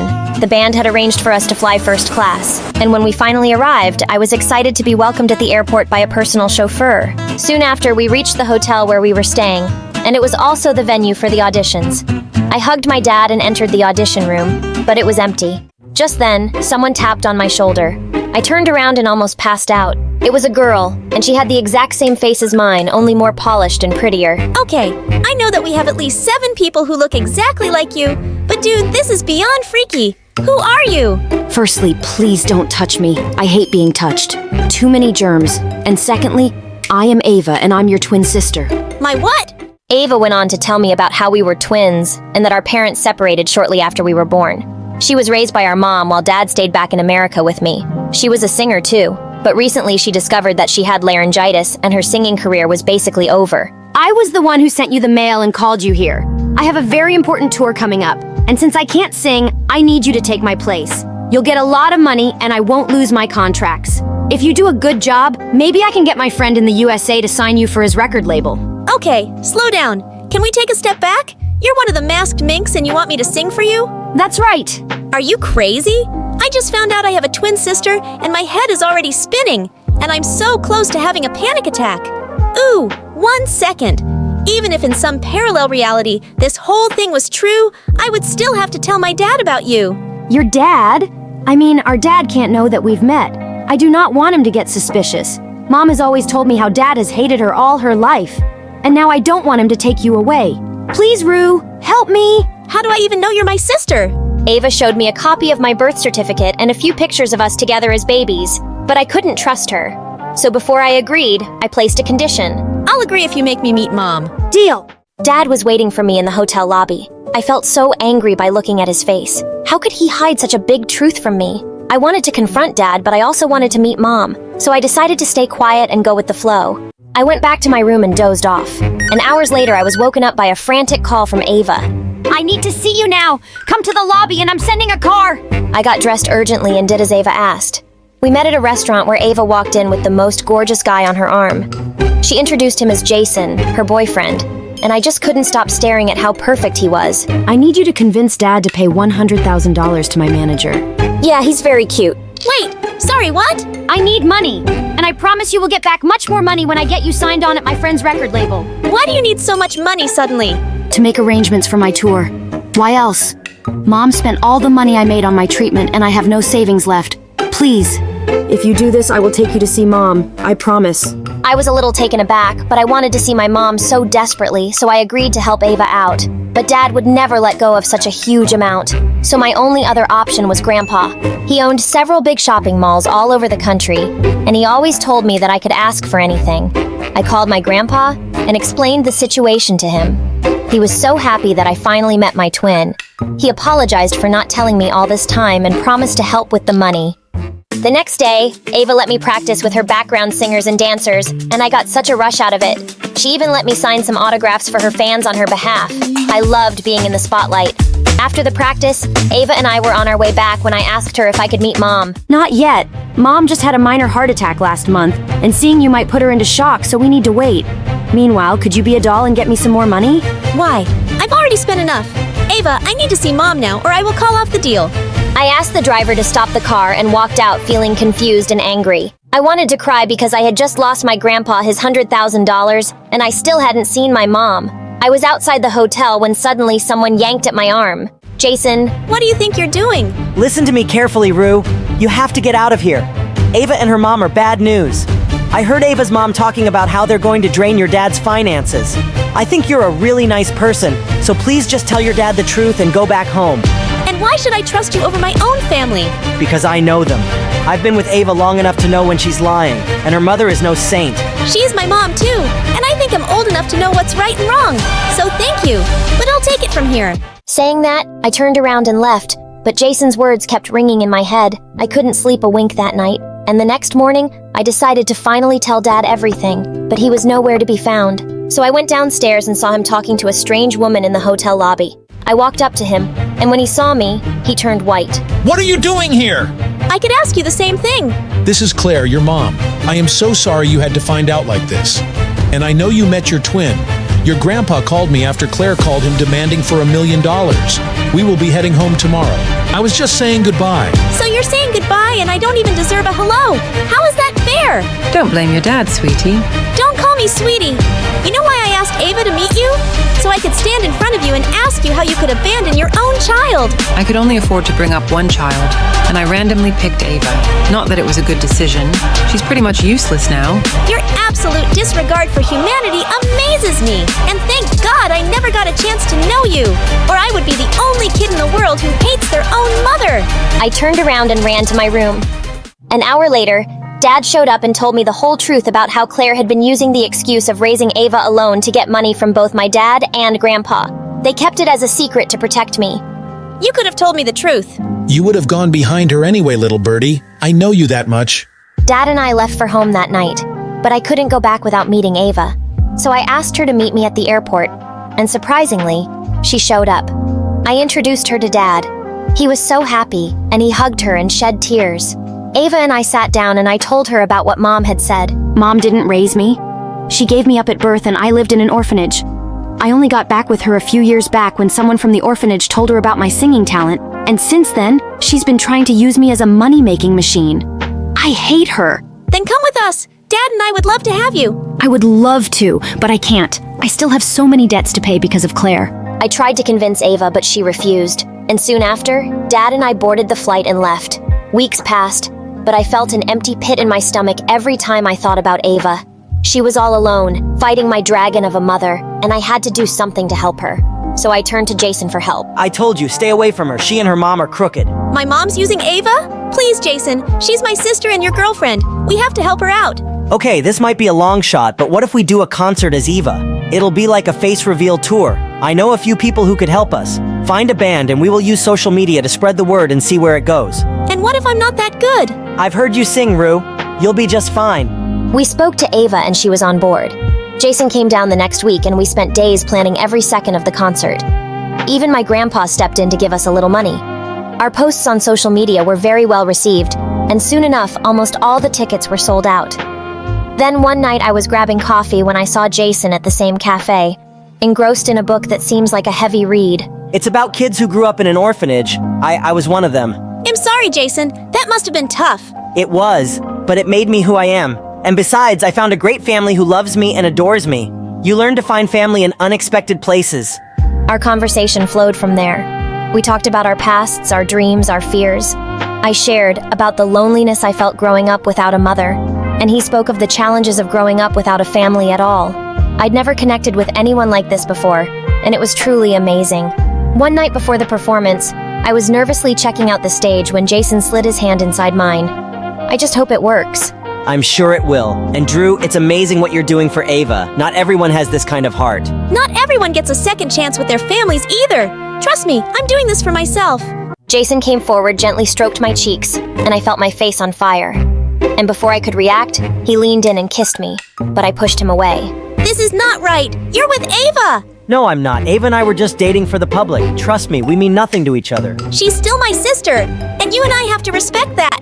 I walked away from Jason knowing I really wanted the kiss, but family is more important. So I decided to put my feelings aside and concentrate on the bigger picture.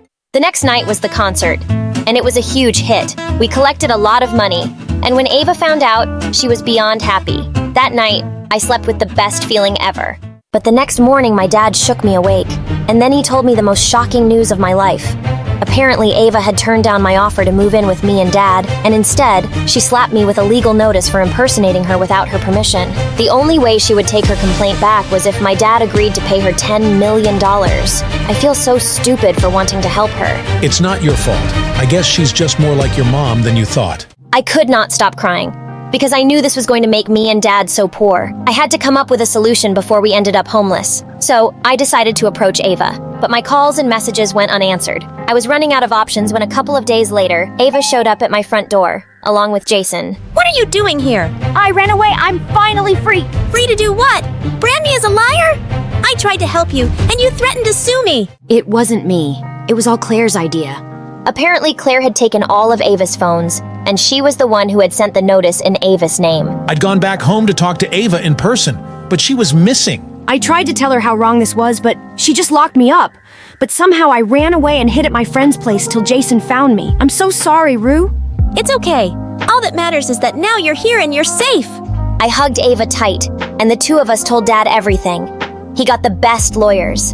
And with Ava's testimony, Claire landed in jail for exploiting a minor against her will and cheating Dad out of his money. She just called the house one day and begged me to take her back as our mom. I made a mistake. Please forgive me. I'm your mother. You can't send me to jail. Oh, yes, we can. Just like you sent Ava to an orphanage. And just like you abandoned me and my father, now it's time for payback. And you're gonna get yours. Dang right you will. Soon after Mom went to jail, Ava and I decided to share our story with the world, and it was very well received. We became famous and even launched our music careers. I sang and Ava played the piano. One day, as we were done performing, Ava hugged me tight and whispered in my ear, Jason's here to see you. Don't worry. He told me everything about how you both are pigeon heads and were ready to sacrifice your love for me. So you don't have a problem? No, dummy. I never loved him the way you do. Go on. He's all yours.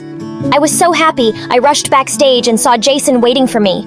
Without thinking, I threw my arms around him and pulled him in. I know too much has happened, but I'm ready to move on if you are. I'm 10 steps ahead of you, babe. I learned that sometimes the people related to you can hurt you the most, and you always have to be ready for anything. What's up? I'm Garrett, and my parents adopted me from a poor farm in Sri Lanka, and now living a millionaire life because of my politician parents. Honestly, living rich isn't my thing, but keep that between us.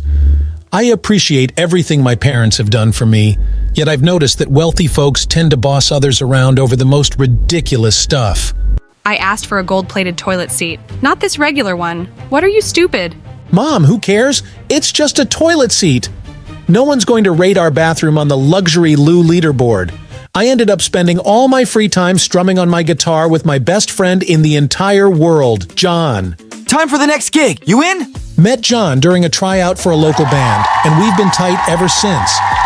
We made it into the band and began performing at local charity events. It was amazing to see how happy we could make people. One day, while we were playing at a soup kitchen, I noticed a disturbance. A bully was harassing one of the most beautiful girls I'd ever seen. I found twigs in the soup you made. I want my money back. It's free, and I saw you put those in there. I was about to step in when the girl poured soup all over the bully's head. Security came and threw her out. I quickly ran outside to let her know how awesome that was. But she had already disappeared. But when I got back to John's, he had the biggest smirk on his face. Do you remember that cute girl who souped that bully? Duh! Well, her name's Sunny, and I asked her out, so she's kind of my girlfriend now. I felt like a giant rock had been stuck in my throat. But you guys, what was I supposed to do? There's a bro code. That's awesome, John. But as they started dating, I started to see less and less of John. And whenever we did hang out, all he would ever talk about was Sunny. You know, Sunny supports her entire family. She has like 17 jobs. Wow, the next day my parents had a huge surprise in store for me. A pretty girl was spinning around in my kitchen, batting her eyelashes in slow motion. Honestly, it was a little ridiculous. Hello, I'm Olivia. I'm Garrett, and why are you here? Well, son, it's your 18th birthday and your present is Olivia. She's gonna be your wife. My what? Did you really think we'd leave your matchmaking up to fate? But your mother and I were in an arranged marriage. Look how happy we are. I was definitely not convinced. Olivia's living with us until the wedding. You'll have plenty of time to get to know her. I tried it first for my parents' sake, but everything about Olivia rubbed me the wrong way. Every time she opened her mouth, I felt like some brain cells had died. One time we traveled to the village where I was born. Ew, I could never be that poor. How sad and pathetic. That really made me want to slap on her stupid face. Garrett, remember? You're a gentleman! I needed out of this. A life with Olivia would be a life tied to the very type of person I hated most, so I decided to run away. As I was climbing out of my window, John pulled up to my house. How could I forget? We were supposed to practice together. Bro, what are you doing? My parents want me to marry this total snozberry. I'm running away. What? Garrett, you can't give your life up. I don't have any other choice. I couldn't bring myself to say no to my parents or break their hearts, so it's either run away or marry her. Besides, it's not like I have any other romantic leads. But then John looked at me with this sparkle in his eye. What if? You hired a fake fiancé and told your parents you're already getting married? I burst out laughing. Yeah, right. Would anyone actually be interested? I mean, it's a little pathetic. Sunny could do it. You mean your girlfriend? Yeah, she's desperate for money. Let me ask. And then he started texting her. Wait, John, isn't that weird? She's your girlfriend. She said she's in, and who cares? Dude, it's just pretending. Besides, I trust you more than anyone. I mean, it's not like I really had any other options. Luckily, my parents went on a business trip, so at least that bought me some time. The next day, I met up with Sunny and got up to pull her chair out, but she kicked it back in. One thing straight, this is just a job. Geez, I was just trying to be polite. I love John. So do I. But don't you feel weird that he's passing you off to me like you're some loaner car? I would advise you to shut your face hole before I shut it for you. Well, you better get an attitude transplant if you're going to be a convincing fiancé, otherwise this won't work. She looked at me with this mischievous smirk. You don't have to question my believability. Trust me. The next day, I invited Sunny to my school's potluck.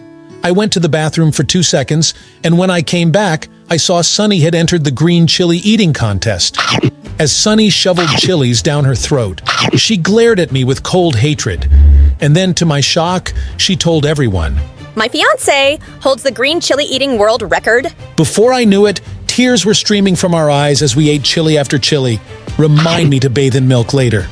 After Sunny won, I dragged her away from everyone. What are you doing? Just having some fun with my fiance. I'm gonna be in the bathroom for a week straight now because of you. But if that's what you want, I'll give it to you and eat until you're happy. No, stop. Suddenly, Olivia appeared out of nowhere. Wow. Garrett, that is pretty impressive. My parents love spicy food. They're going to be so happy when they find out you can handle it. And then she kissed me on the cheek and ran off. I wanted to flip a table. What was that about? You need to start playing by my rules, Sonny, or you can kiss your money goodbye. I do one thing you don't like, and this is how you act. You're exactly who I thought you were. You're a rich, arrogant jerk. I walked outside to blow off steam, literally. But I realized I got why she thought I was that way. I mean, rich people, they're the worst. I had to show her that I wasn't like that. I went back inside, but Sonny was nowhere to be found. I started to get worried, so I called John. Did you seriously lose my girlfriend? Dude, I'm on my way. Then I heard someone crying in the girls' bathroom. I took a chance. Sonny, it's Garrett. I wanted to apologize. She unlocked the door, but when she opened it, I was shocked to see Sonny was covered in Jell-O. What happened? That girl who kissed you on the cheek threw a whole Jell-O cake in my face. Olivia. So maybe she was starting to get the message. I was almost a little excited when... I look like a sea monster. Here, let me help. I washed Sonny's hair in the sink and gave her my sweatshirt so she'd have clean clothes. Why are you being so nice to me? Because this is all my fault. Olivia attacked you because of me, and then I told her everything about the arranged marriage and Olivia. I'm sorry, Sonny, for all of this. This was stupid. No, it's not. I was wrong about you. Just give me one more chance. I'll be the perfect fake fiancé. And then she hugged me so tight that my heart started beating fast. But just then, the door swung open and... What do you think you're doing? No, and John, it's not what it looks like. Wait in the car, Sonny! John! Now! I didn't like the way he was talking to her. He was acting so controlling. John came for me, his nostrils literally flaring. What gives, man? She's still my girlfriend. Woo, dude, relax. This was your idea. Sonny and I are just... Stop! Man, I see the way you look at her. What? No, the bro code. I would never. Whatever. Just finish this up as soon as possible. I can't believe he was really gonna let a girl get between us after all we'd been through. The next day, I woke up and was surprised to see Sonny sitting at the edge of my bed. I have a surprise for you. Then she put a blindfold around me and put me in the driver's seat. I had no idea what was going on, but I've always been a sucker for surprises. And the next thing I knew, we were in the mountains. We climbed the whole thing. But what shocked me is that the longer we hiked, the more I actually started to love it. For the first time, I could drop everything and I could just be me. We took a picture together at the top, and Sonny put her arms around me. I blushed so hard. Maybe John was right. Maybe I was starting to catch feelings for Sonny, and it was magical. Doesn't this feel like a scene from a movie, Garrett? Yeah, of course. And when I got home that night, Olivia waiting for me. You better be free tomorrow night. Hello to you too. My parents are coming for dinner to meet you. Our wedding's happening. Garrett, can you believe it? I called Sonny immediately. Why don't I just come to the dinner and they can see for themselves that you're taken? Gosh, women are smart. If anything had a shot, it was that the next day, Sonny arrived at my house. She looked incredible. You look beautiful, all. Thanks. Too bad tonight's our last night doing this. It's actually been fun. But before I could confess my true feelings, John stepped out from behind her. I thought you might need a little chaperoning to make sure you don't fail miserably, Garrett. Thanks for the vote of confidence. When we got inside, Olivia and her parents were already there. It was now or never. I said for just you to come. Olivia, this is my best man, John. This is Sonny, my fiancé. I wished I could bottle the look of disgust on Olivia's face for the rest of eternity. I was waiting for her to explode, but she simply said, Okay, then prove it. Kiss her? What? If she's really your fiancé, it shouldn't be hard. I looked at John, who was fuming, but I had no other choice. Sonny gave me a nod of approval. I leaned in and kissed her, and the world seemed to stop. Crash! We broke the kiss and swirled around to see that John had just smashed a vase and stormed off. John, wait! What happened to the bro code? What was I supposed to do? You're the one who told me to do this. I knew you were lying. Kevin and I both turned to see that Olivia, her parents, and Sonny had followed us and overheard everything. Nice try, Garrett, but I knew you'd never date low-life trash like Sonny. You're marrying me whether you like it or not. Can you really blame him for wanting to leave? You've got the ugliest personality ever. This was getting out of hand. They were literally pulling each other's hair, so I stepped in the middle of them. "Girls, Sunny, stop!" And she felt bad the way I screamed, so she dashed away. Things couldn't end like this between us, though. Her family was struggling, and I had to do what was right. So I followed her. "Sunny, wait! Take this! I wrote her a check for $3 million. Garrett, you shouldn't have to do this, any of this. Just be honest with your parents about Olivia. Maybe they'll understand. She was right, but I was still afraid of disappointing my folks. "Just take the money now, you can take care of your family." What? But she just stared at me blankly. "That's why you took the job?" No, I took the job for John. I agreed to do it, and I give the money to his sick mom. "What? But John's mom isn't sick. Last week she ran the marathon." Just then we saw John with Olivia. He even had his arm around her. "John, you lied to us. All this time you wanted my money for yourself." John turned around with an evil look in his eyes. You don't even do anything with it. I deserve to have a little. Come on, Sunny, let's go. I'm not going anywhere with you. You lied to me too. We're over. Are you happy now? Garrett, you've ruined my life.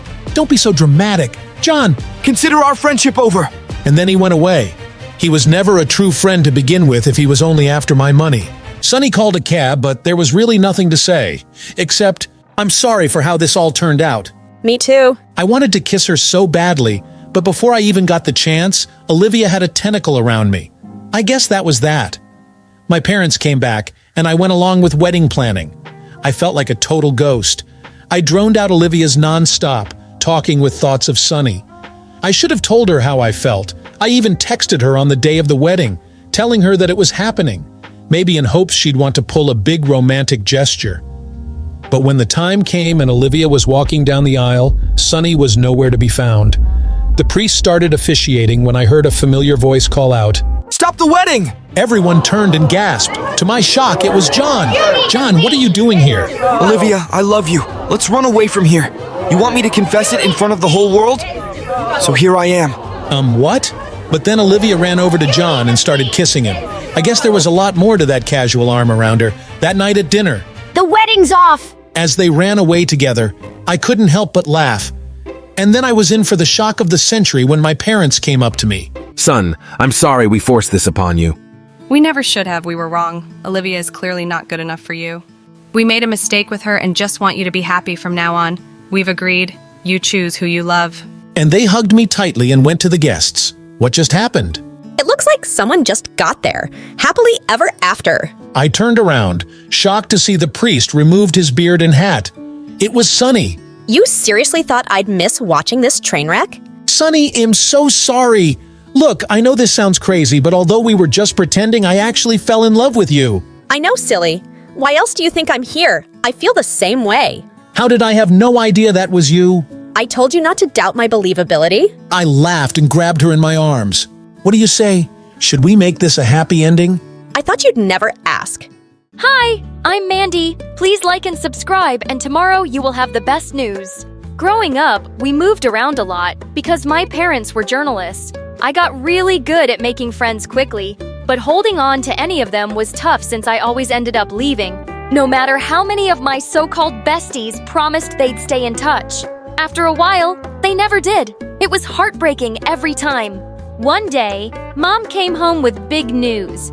She got a job in Washington, D.C. for a national newspaper, and we wouldn't have to move anymore. I was so excited. Finally, I would have rooms of our own to decorate, make friends that would last. It was a dream. When I started at my new high school, I was nervous. I had to make an amazing first impression because this one had to stick.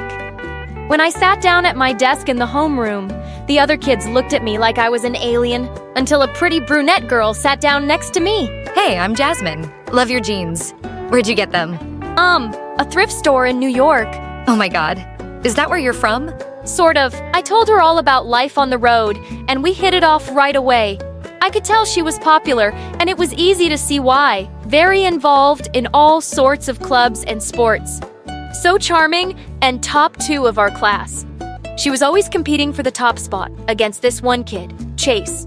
She warned me about how annoying he was, and I totally agreed. I was stuck next to him in math class, and he was always talking and distracting me from taking notes. From the second we met, Jasmine invited me everywhere with her and her friends. We did our homework together, ate lunch, had sleepovers. It was amazing!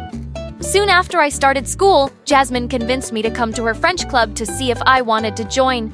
She introduced me to her friend Camille, and we had so much fun. We watched French movies and practiced speaking with each other. I joined immediately. They were going to choose 2 students for a summer study abroad in Paris. I just knew it would be a really smart move for my future. One day, I went to Camille's house to study with her, and suddenly, the cutest boy I'd ever seen walked into her kitchen. Hey, butthead. Excuse me? Sorry, that was meant for my dumb little sister. Ugh, don't listen to him. I'm Ryan. You must be the famous Mandy I've heard so much about.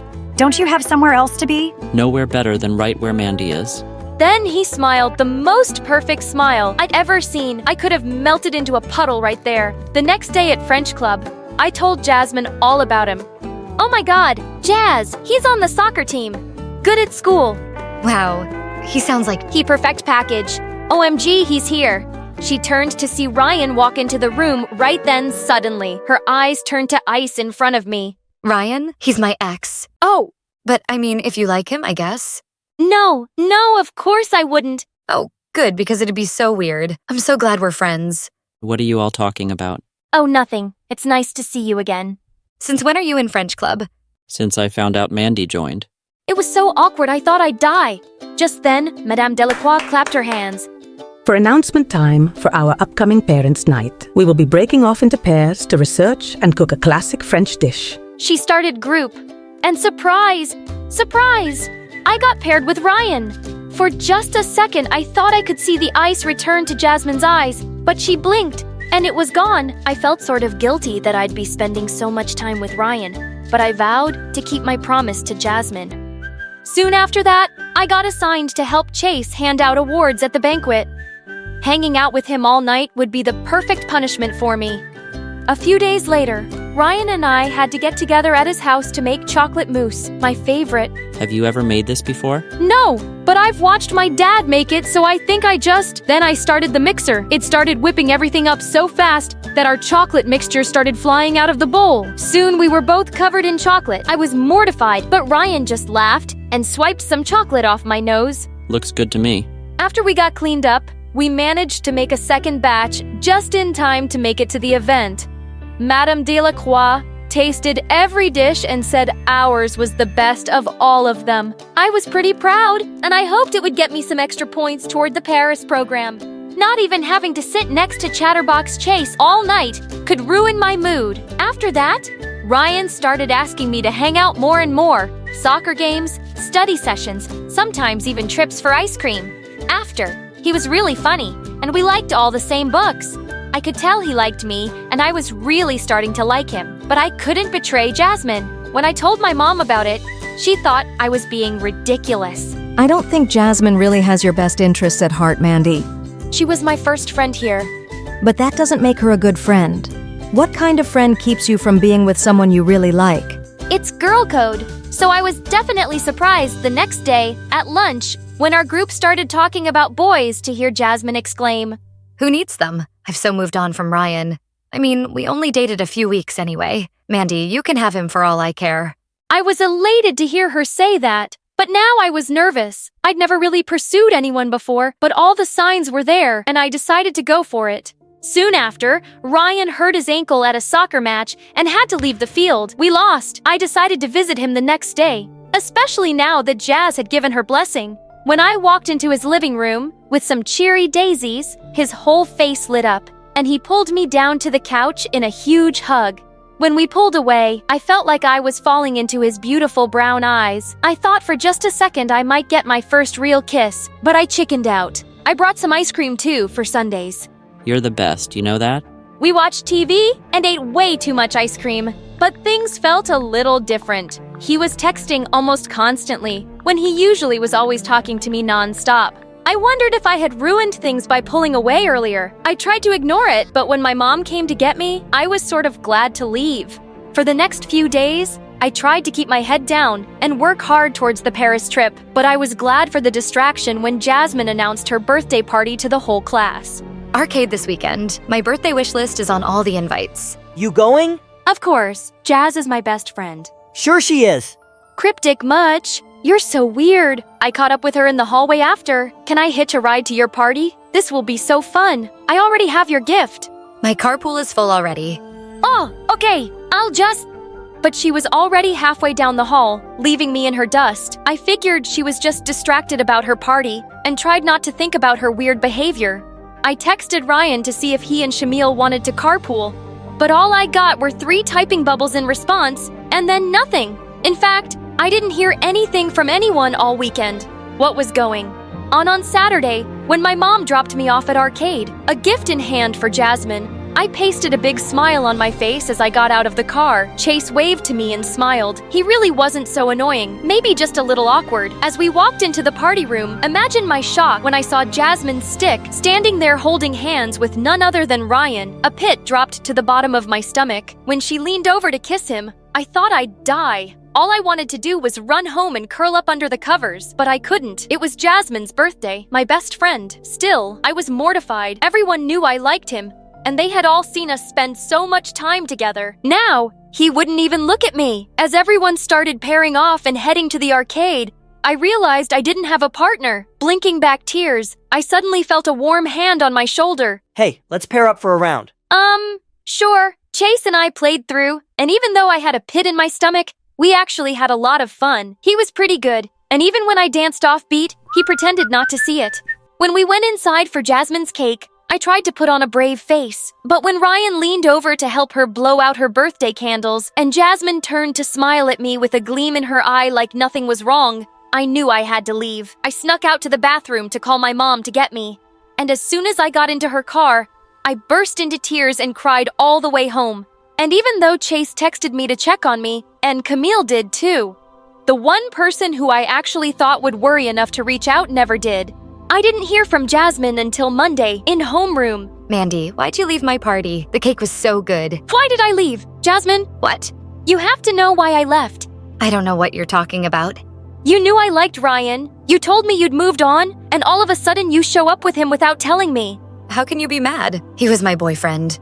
Your ex-boyfriend that you said I could pursue. Why tell me that if you wanted him back all along? See, this is why we kept it quiet. We knew you'd be upset. What? We got back together the day he got hurt at his soccer match. He wanted to tell you, but we all knew you'd just be upset. So you've just been lying to me for weeks? All of you. Jazz, how am I supposed to trust anything any of you say? All's fair in love and war. And with that, she flipped her hair over her shoulder and switched desks. I was devastated. My first real friend. And everything had gotten so messed up. What had I missed? When I saw Ryan walking home from school, I sped up to catch him. What the heck, Ryan? I thought we liked each other. And then you show up like that with Jasmine and totally blindside me. I didn't know you liked me. Oh, come on. The ice cream, the flowers. You knew I liked you. There have been several moments and I didn't just imagine that you liked me, too. I did, but you never said anything. Well, neither did you. And then when Jasmine came to me after I got hurt saying she wanted to get back together, why would I turn her down when I wasn't even the one to break up with her? Like me. Don't like me? Fine. But you could have had the decency to say something before just showing up like that and humiliating me. I deserve better than that.